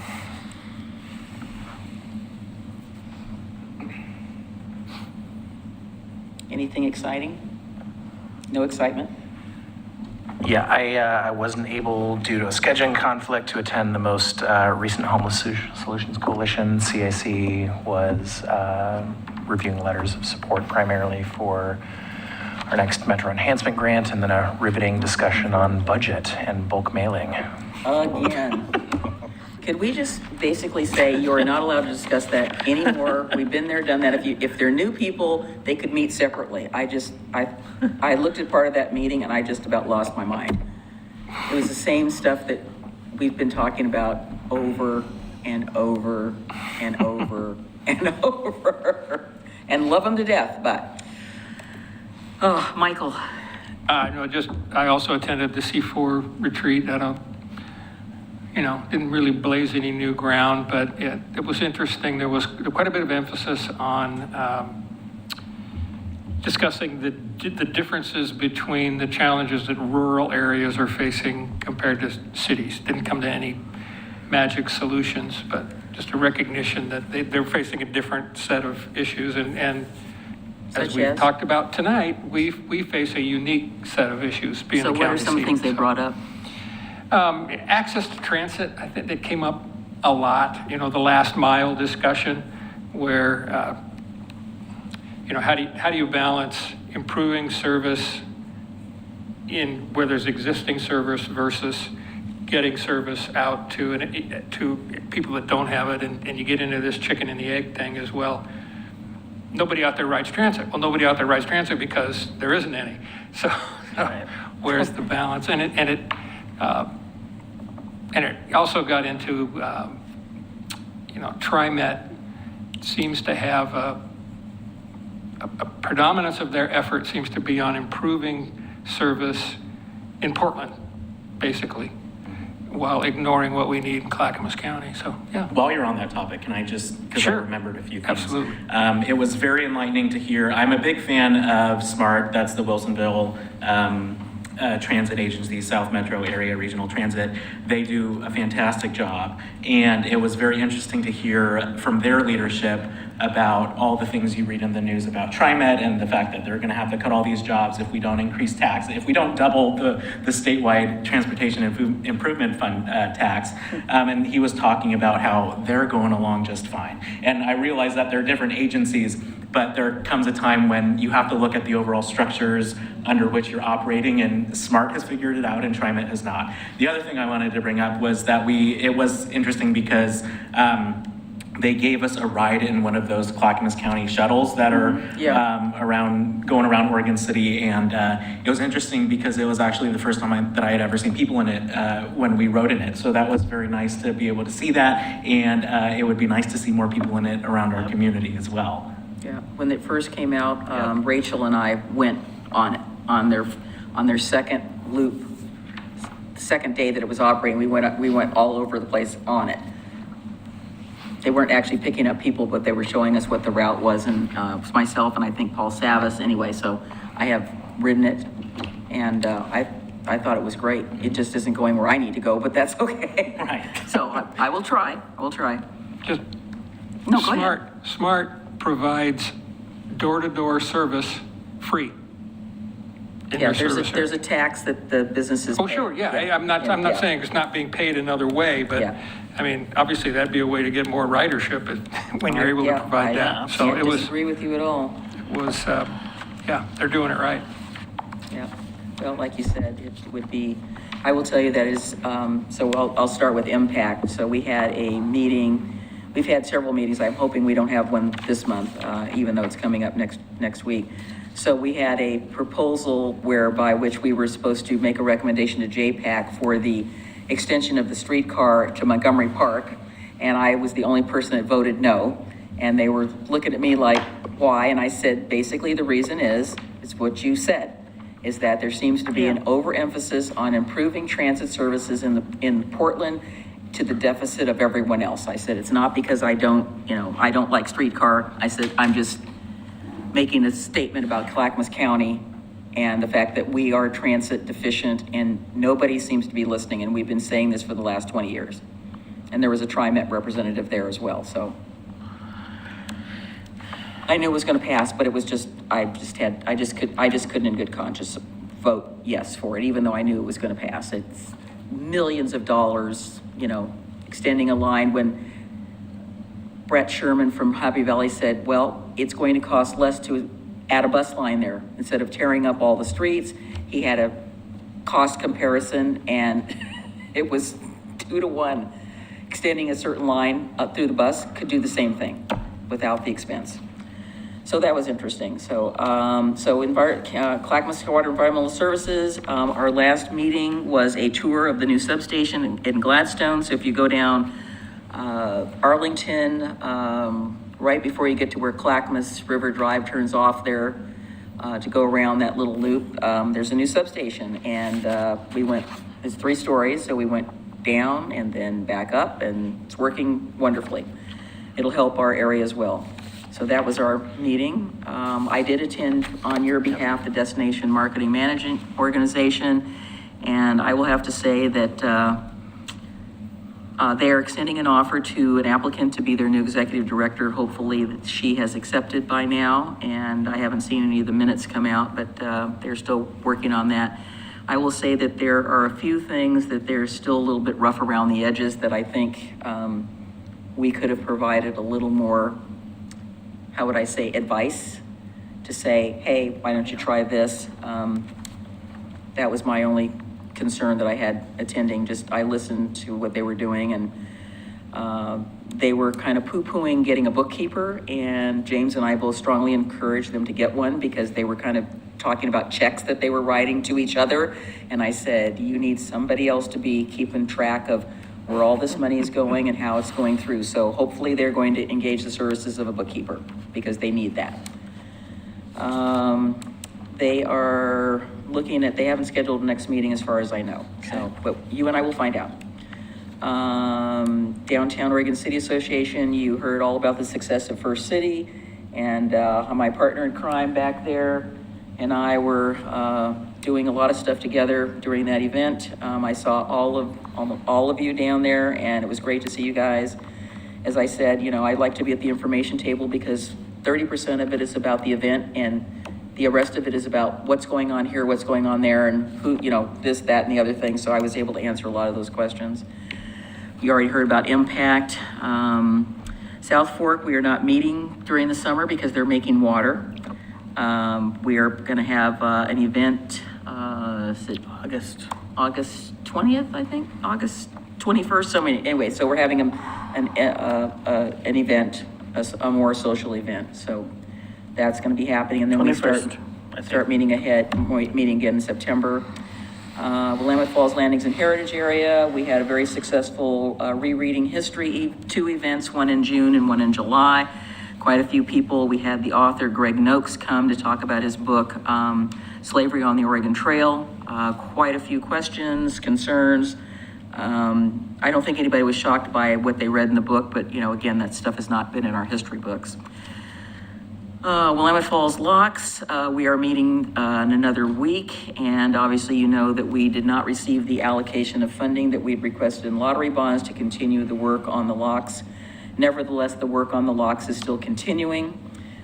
We heard a lot of interesting comments from the leadership on the Senate side about the fact that there wasn't, was concerned that the construction money that had already been set aside was not being used, which is not true because we showed them videos and things of how that was working.